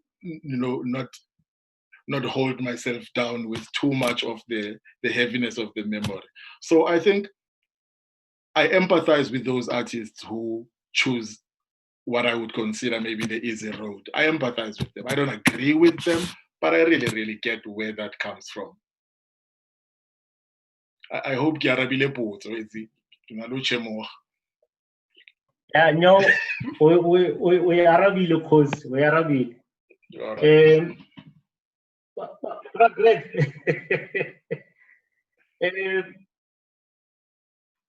funding has been, quite a topical issue, whether it is relief funding or, investment funding that allows you to create. Do you think that in this country, the resources that we have are being used prudently? And do you think that, the funding could be better utilized, especially in relation to, injecting life and injecting economic activity within the creative industries? Can we use the funding better, or do you think funding is being used better? And do you feel like you are a priority in the national fiscus? Well, priority, I think it's questionable in various ways. But I think in comparison to, if we look in the continent, I will not even go, internationally. If we look into the continent, South Africa stands in a position where we know definitely that there is money available for the arts. We know that. There's over 1 billion that is in existence for the arts. The question is how much of that really goes to the people who really need it. And that is the biggest question that we should be asking ourselves. We should be also interrogating our government. We should be interrogating even businesses. Like, all this money that is available for the arts, how are we best utilizing it for the benefits of those who really need it? And we know that for sure there are people who are less privileged in a country where the majority is Black people. But you look at the stats at this present moment, is that we still the underpaid.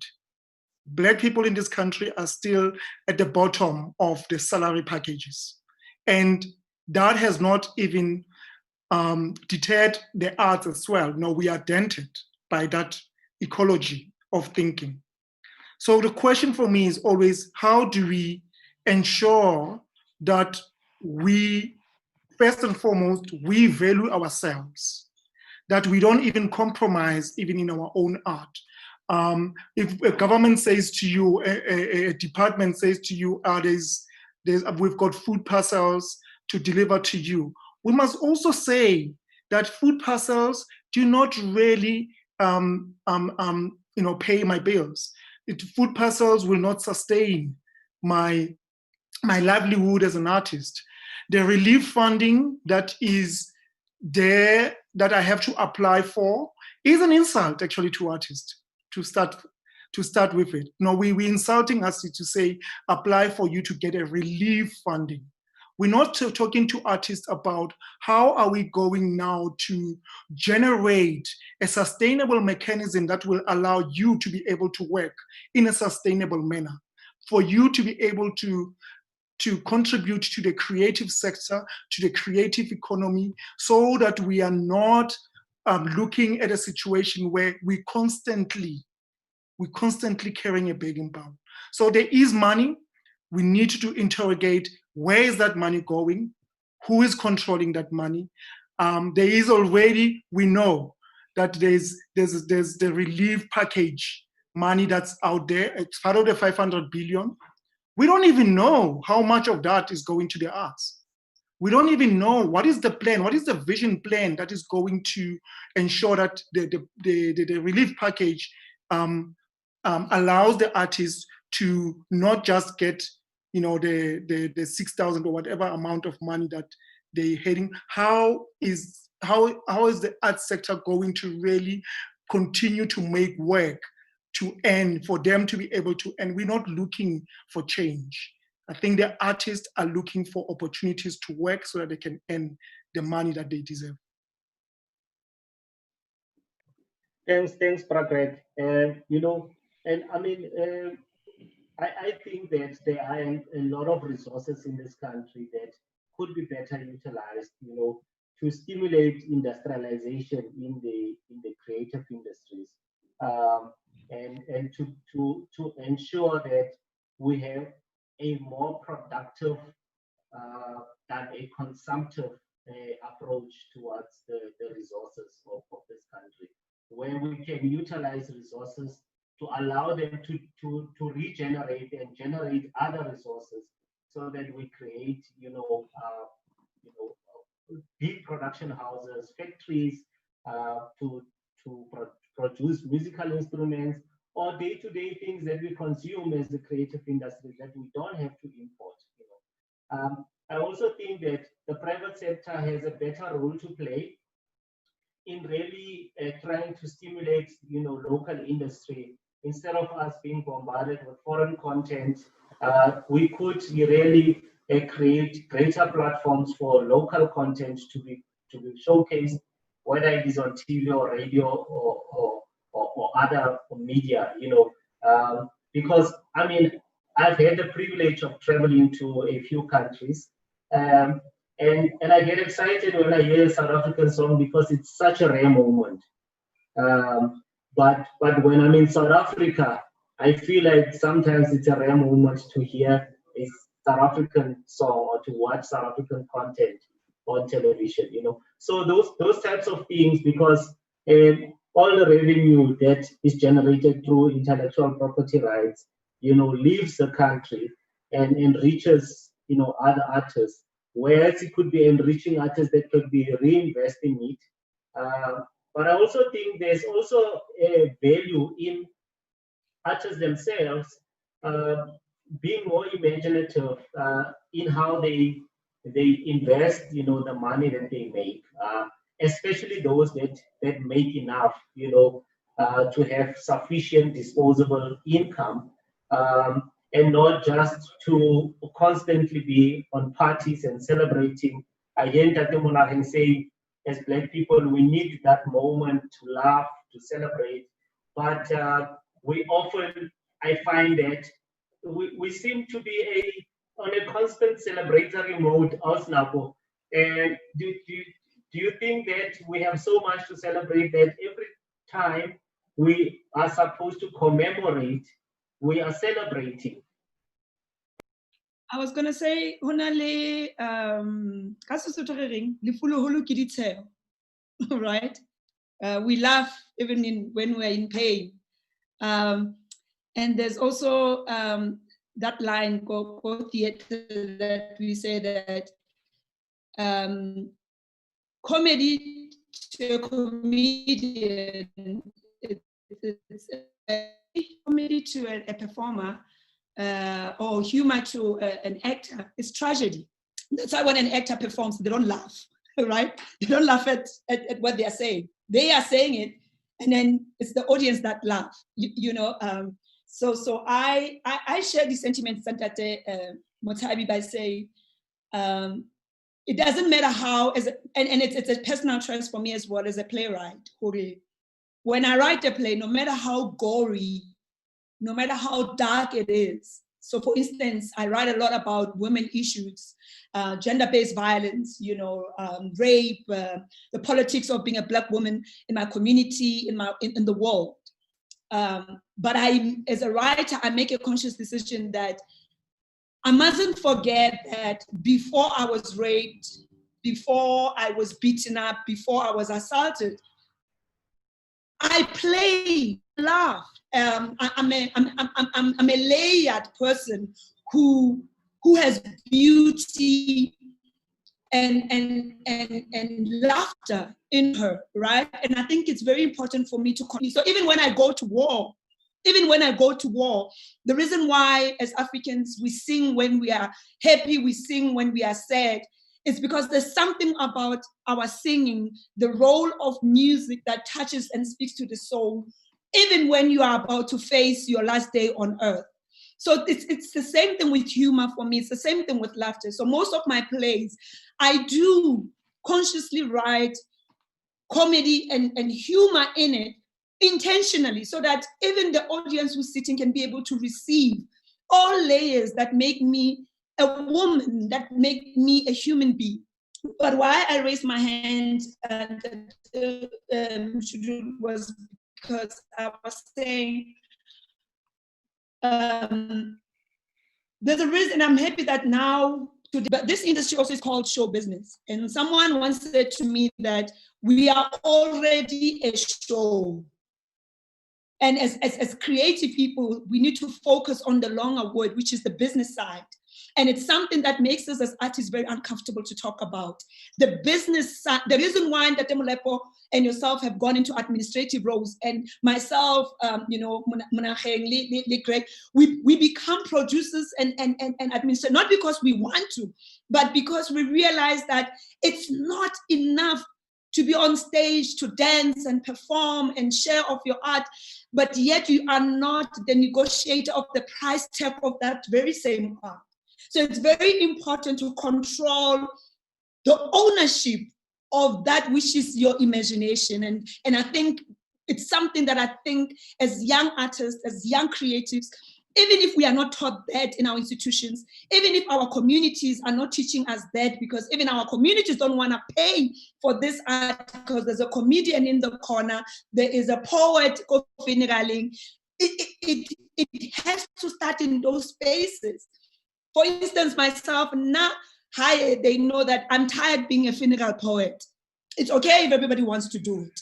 But I refuse to be a funeral poet, because when somebody dies, and yes, and literally, I have had to teach my family members that when you are graduating, when you are getting married, when you're having baby shower, when somebody has passed on, no matter how much I love them, and mind you, you guys must learn to pay me, because this is my work. And for me, this is where the business part starts, Hori. We even have to change the psychology of our own people who dance and sing, just dance because you're a dancer. No, sing. No, you're a poet. No, Muchana is a professional spoken word artist who is doing this as part of their work. You will never say that to a doctor. You will never say that to a chartered accountant. You can't walk, mind you, to any, you can't go to Edgar's and say, even our own family members and community members, we are just those people who can just jump into stuff. So for me, is that we need to start changing the mindset and thinking, and it goes back to what you were saying, I think, Greg, that's like, it's how also we treat ourselves and carry ourselves. If you want me to perform how if you want me to, to write a beautiful speech for your baby shower, or give a program director, like my family knows, and I know they are watching, I will give you the notes and tips. But you need to pay for my petrol, for me sitting, and because I'm rehearsing, I'm using all of it. And so for me, and this, the bit of it is that we can even laugh about it, right? But also it's a small thing to say, I am business. This, that is me, that is my gift, is the only thing I have Yes. to pay the bills. So the food parcels don't pay the bills. And that's why most of us, we end up, our community, we make headlines, you know, paparazzi, because people forget to perform mafunga bona, le manyalong a bona, ba shine ka wena.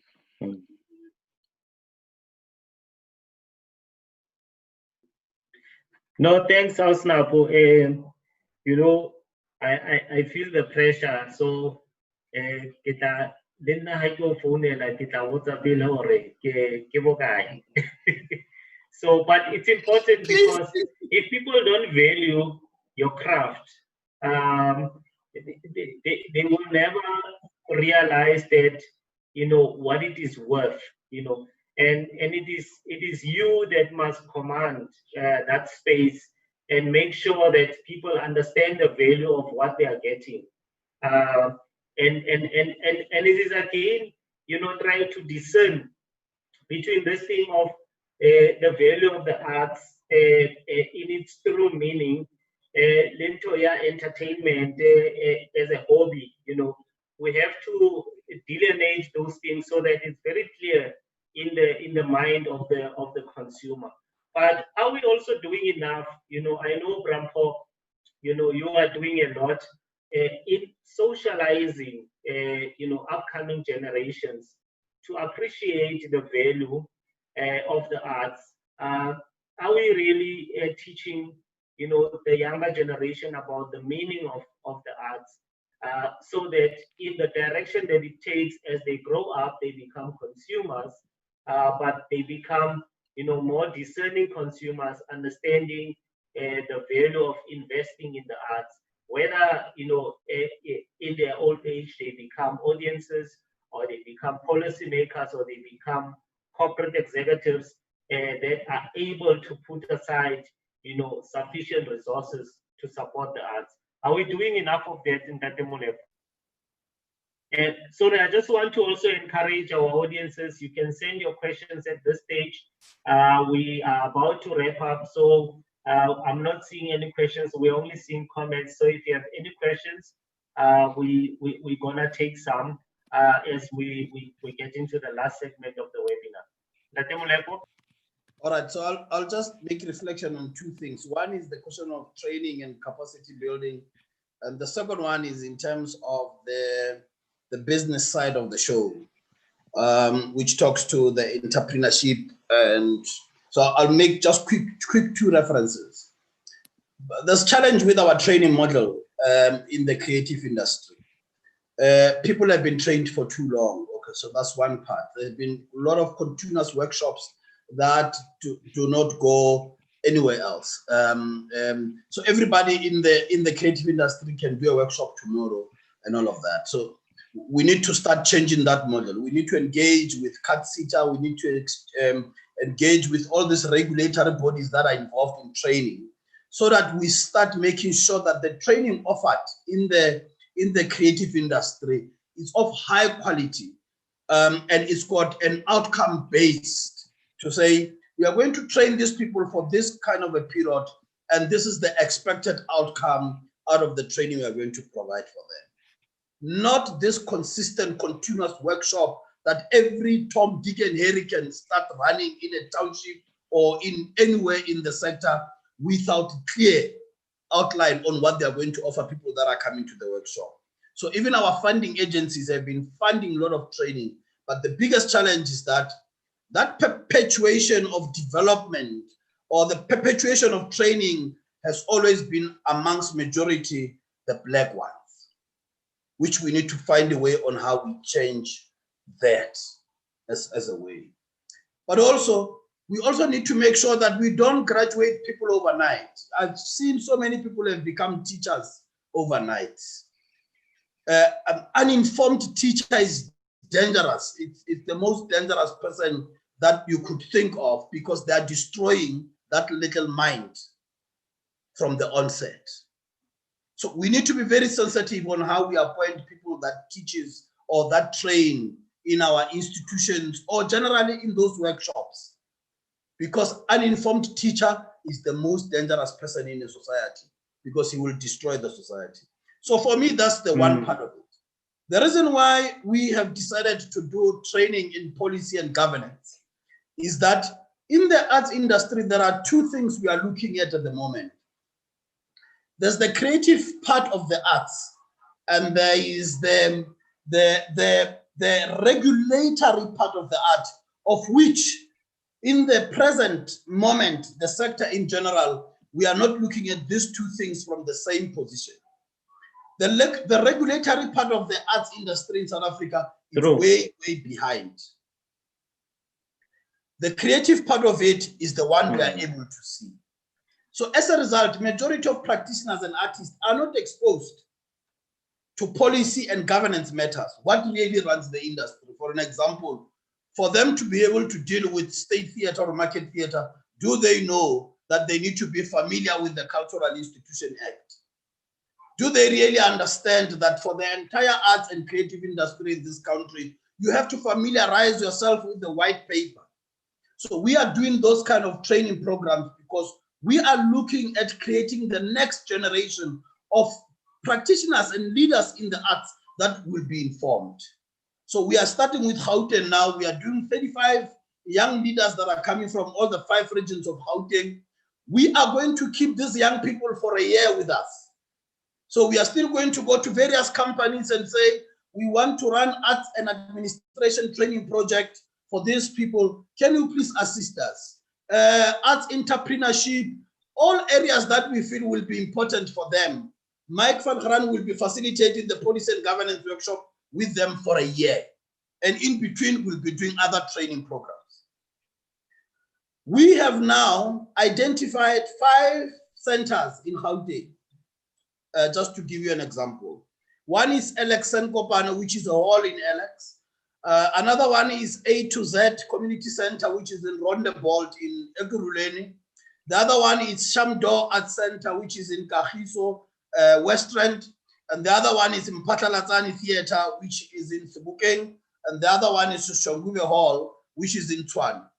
We have identified these 5 theaters as a pilot project that we are going to do. We've just raised money now to look at how these young organizations that are working in these particular centers can look at how those spaces can be transformed. Now, we are doing the actual work ourselves. Now, we're looking at the alternative space as a concept because we cannot keep waiting. So to look at those spaces on how they can be transformed into performance spaces. We have little money that we have now, which we are going to invest in those companies to work on those spaces. We're thinking when I'm doing work in Alex, people should know that it's going to go to 5 regions already. So that work can be able to create work for the next 6 months. The second part that I wanted to look at is the question of the arts entrepreneurship.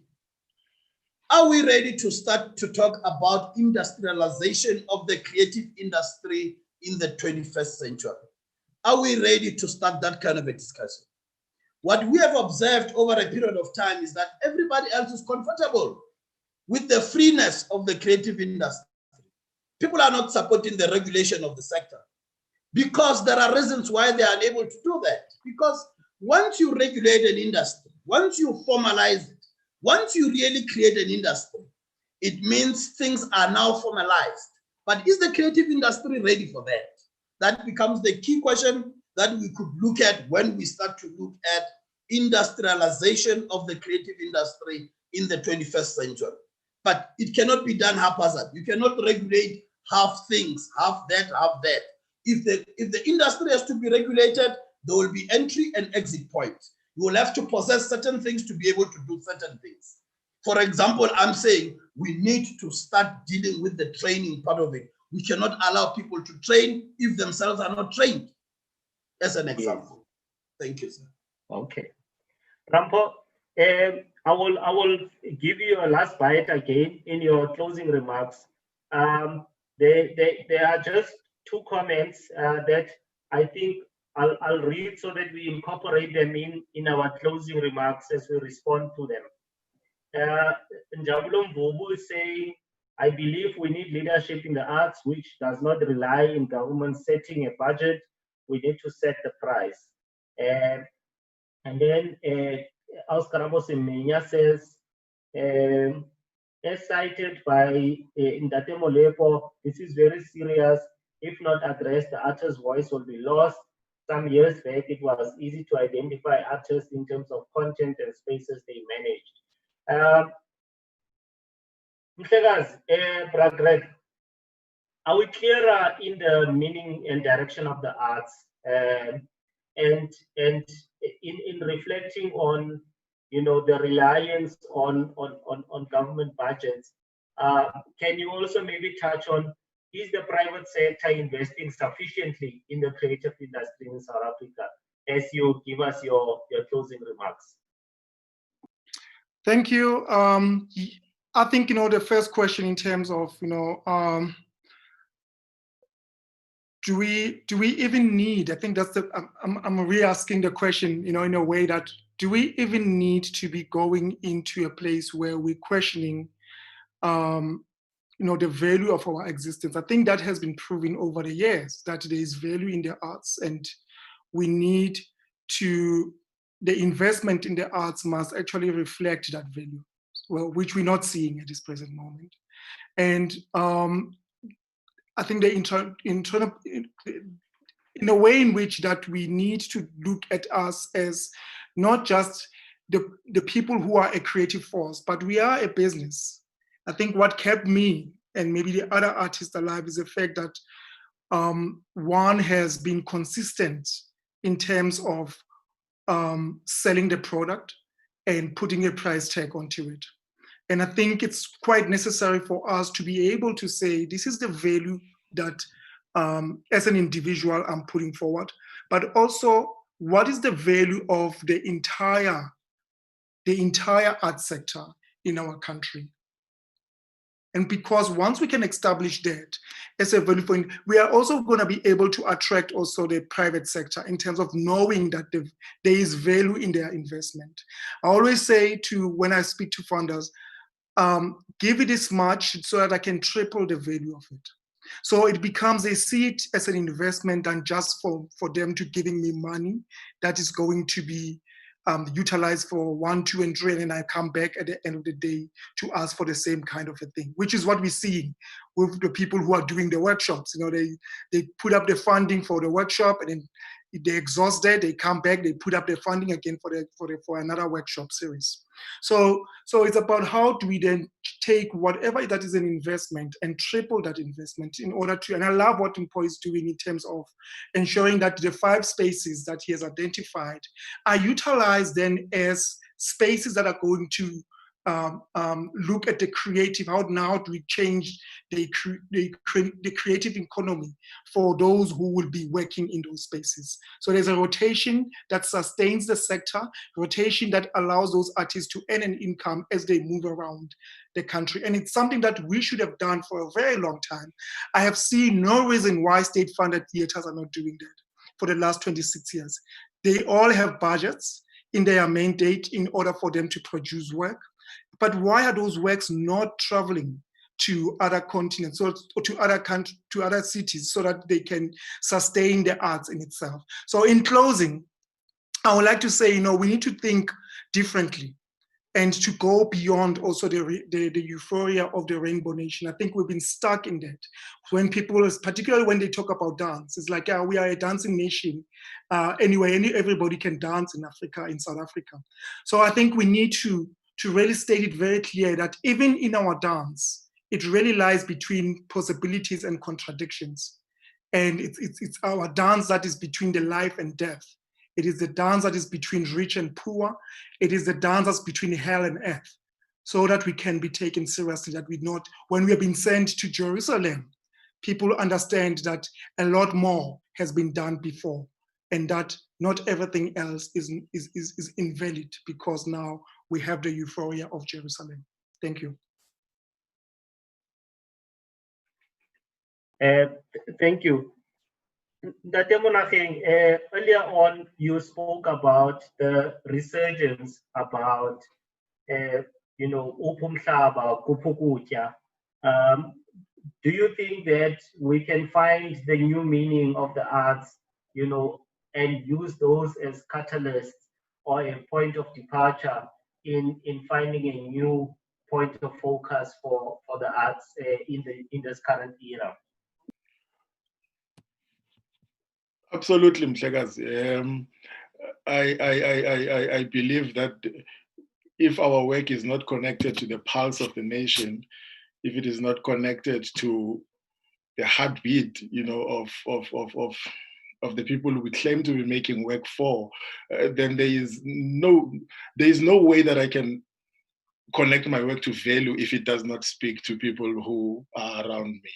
If I walk into a township and I see how issue ya tlala ya borotho is central to tswelopele ya batho, and that is not reflected in my work, then I'm betraying these very people.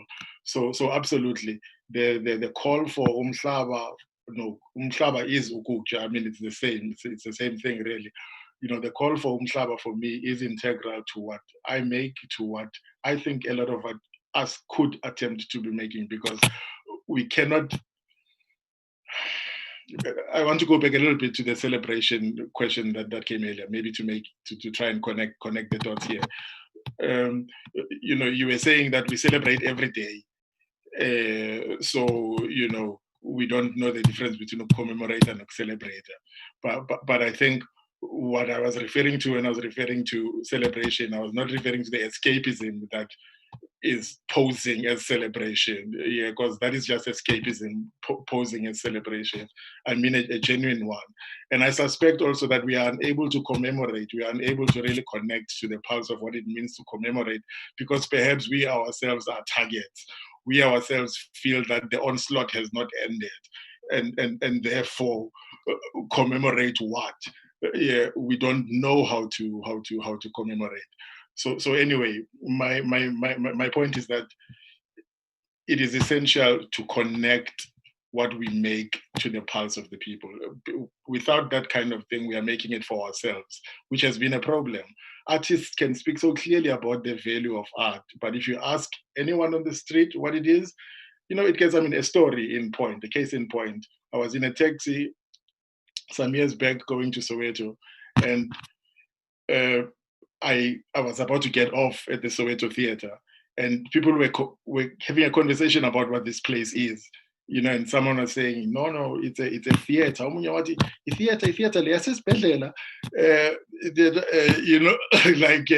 It's a very small and dizzy thing, but there are still people who don't really understand what it is that we do.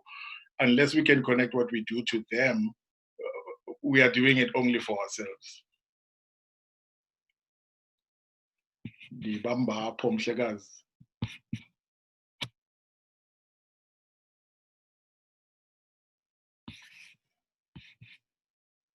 Ke lebogile. Re lebogile go menagane kgosi ya me. Brampo, should we be dancing on Heritage Day should we be dancing to Jerusalem, or should we be concerning ourselves really with where we are as a country, or do we have, do we have enough to celebrate and dance to Jerusalem? Rampo? Mr. Mshidul. So, go na le go celebrate, go na le go dance because it's an activity that we need to do. And I guess in deeperness, they don't carry the same meaning. So we can do a lot of activities which include singing and dancing, but we can celebrate because deeply in our hearts, we are celebrating an achievement or we are celebrating a success. So the meaning of doing an activity will not be the same as us celebrating what we really need to celebrate. So maybe let's just get clarity on that so that we don't confuse an activity that needs to be done on the 24th as part of a celebration of an achievement or success, or a meaningful, something inside us that is so happy that we really need to celebrate. So as a country, we are engaged in activities, and what we have done in the last 26 years is that we have moved our responsibilities into form of activities. Oh, I don't know if you get that. we have moved our responsibilities into a form of activities. So as I was giving you an example, that you have a province which developed a department called Provincial Arts Council, which its work is to develop the arts in the province entirely. Then the department and the government gives that Arts Council a budget of, or maybe let's not say 1 million, a budget of 5 million for the entire province to develop the arts. And then in 7 days, they have an activity for 7 days, which they call a festival. They spend 40 million on that activity. I hope you get what I mean when I say, as a government or as a people, we have moved our responsibilities into activities. So we are not doing what we're supposed to do, because the thing should be vice versa. You should be able to invest 40 million in the actual development of the arts in the province and maybe spend the 5 million on an activity. So now we are doing them vice versa as a people. And that has become a norm. So as a result, we have become a society of activities because we find joy and able to tick boxes because we do lots of activities, which has then made us to run away from our responsibilities. So we could be constantly dancing because we are running away from plowing.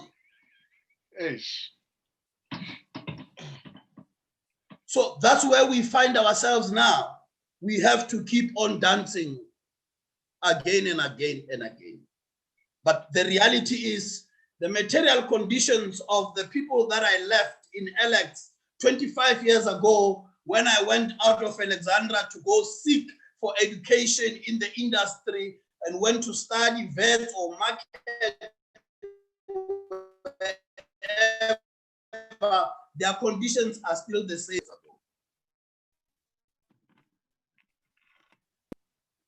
Yeah, it does hit home. Yeah, the sector we are in now, it's an untransformed sector. We were sold fake news when we came into the industry. That no, in the arts is black and white working together and all of that, which was the biggest lie, because all it meant was every black person had their own white person. It didn't mean the sector was transformed. But they were able to do companies together and they've achieved what they could achieve as black and white. But the nature of the industry is untransformed as we look at it. Who runs what, who owns what, who have more power, who have more access to the income that is being generated in terms of the value chain of the industry itself. And if we are not looking at that 26 years later, we are in a serious challenges. The second part is the unequal distribution of funds and resources. Majority of the previously disadvantaged who were not schooled or went to training, they still, it's worse for them. They need to fill the form online. They need money to have data, which is the worst and problematic. So we are continuing perpetuating amongst the majority of previously disadvantage to remain the same. Very rare that they could get company funding for 9 years or whatever. They will be able to get those 50,000 for this year, another 2 years they don't get, and all of that. Those companies that they established after 5 years, they are dead. So we are in constant establishing of companies also as a sector, which is the same as in building theaters or alternative spaces. I mean, there have been mushrooming of all of them. Where are they today? You know, we couldn't support Olive Tree, we let it die. We couldn't support the Station Theatre, we let it die. We couldn't support Princess Mhlongo there, we let it die. So there's also constant process of building or establishing amongst us. But the fact remains, the infrastructural inequality in this country remains the same. Even those that are attempting to build infrastructure, they don't get the support. As a result, their institutions die or close. I think we need to be very sensitive in the presentation of the fictitious rainbow art in this country. We need to be, it needs to stop now, and let's start presenting the reality of what art reflects in us. The present creative industry, I'm not sure if it really reflects what the people are going through, if it really empowers the society. So for me, we need to go back to the drawing board. We need to accept our own challenges and our failures in the last 26 years, and we need to be grateful for COVID, for making us realize that we are non-entities. We are not recognized by anyone. The government have made efforts for those who were able to get relief that could meet the standards and everything else. But at the end of the day, I think COVID has helped us to realize that we need to keep fighting for who we are and our stake in the industry, generally in the socio-economic development of our own country, but also in terms of our contribution to the GDP of this country. So this is just the beginning. So we're very grateful to COVID. Thank you. And on that note, I think we come to the end of what was a very interesting and inspiring session. But Yes. you never gave me a chance. Are you going to give me a chance? Because you Yes, know I am. I'm going to chip No, I'm in going to give you a chance. You called everyone except the woman in No, here. no, no, I'm coming to you. I'm coming to you. Oh, one part I came John. So I just wanted to do a quick advert before we get more. I was about to devour all of you. So as many of you know, this is a part of the Arts Alive program, and we still have other exciting programs as part of Arts Alive. On the 27th of September, we are going to have the Beatmakers Market, which also going to be streaming live. On the 28th of September, Tate Billy Monama will be doing a training program looking at, authentic South African styles, musical styles like Kwela, Batanga, Maskandi. That's going to be on the 28th of have the Global Dance Supreme performances that are going to take place between the 26th and the 29th of November, but with training programs that are already underway between September and October. On the 2nd and 11th of October, we're having the South African Legends Concert. On the 2nd, we are going to have Uputin Duduzo Makatini and Sister Lisa Mazwai performing a tribute concert on the 11th of October. We are going to have the Kaya Matango Big Band also performing. It will be streamed live on the Arts Alive platforms. And then on the 18th of October, we are going to have a beautiful connection between House Kitty Petra, who is a black ballerina performing along with Nduduzo Makatini. They will be doing a production titled Going Back to the Truth of Space. Very exciting production. I hope all of you are going to tune into that one. Sorry. Yes. You didn't mention us. We are having a workshop. I started with you on the 25th until the 27th.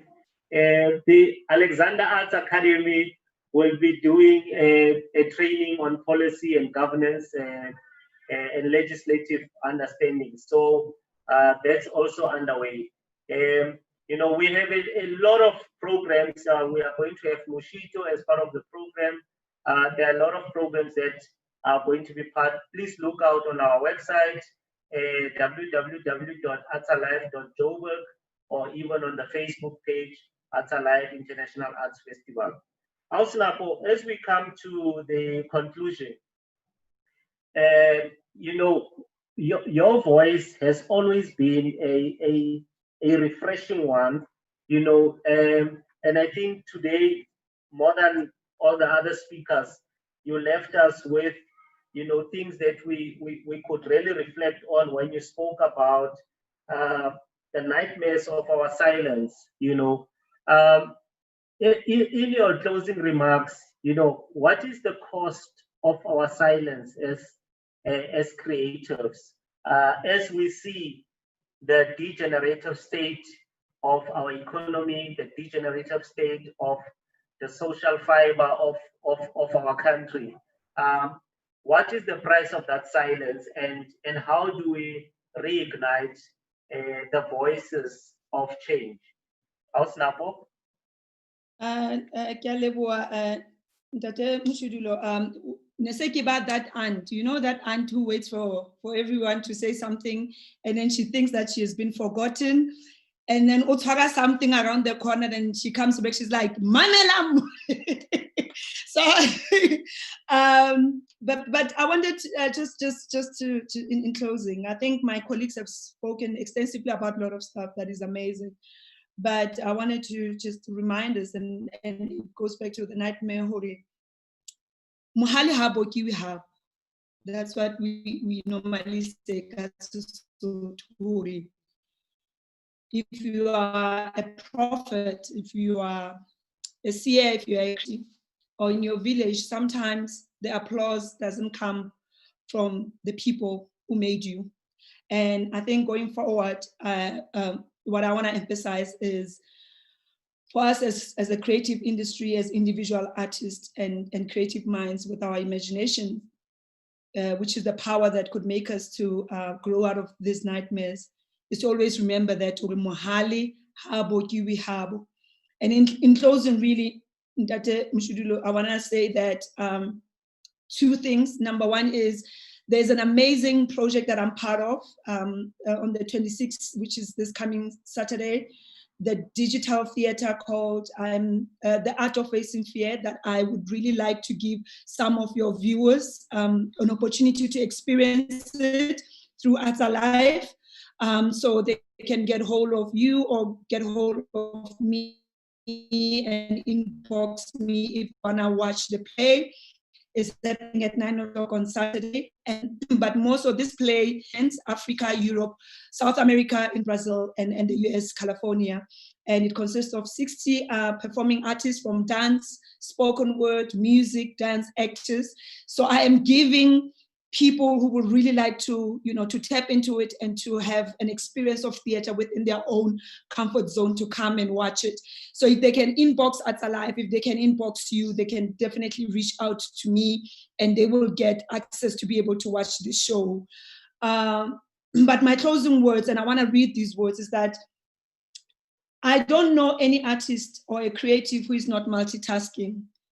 The layers that get one to accomplish that project, lock down that partner, hold accountable that client, identify that collaborator, is a full-time job.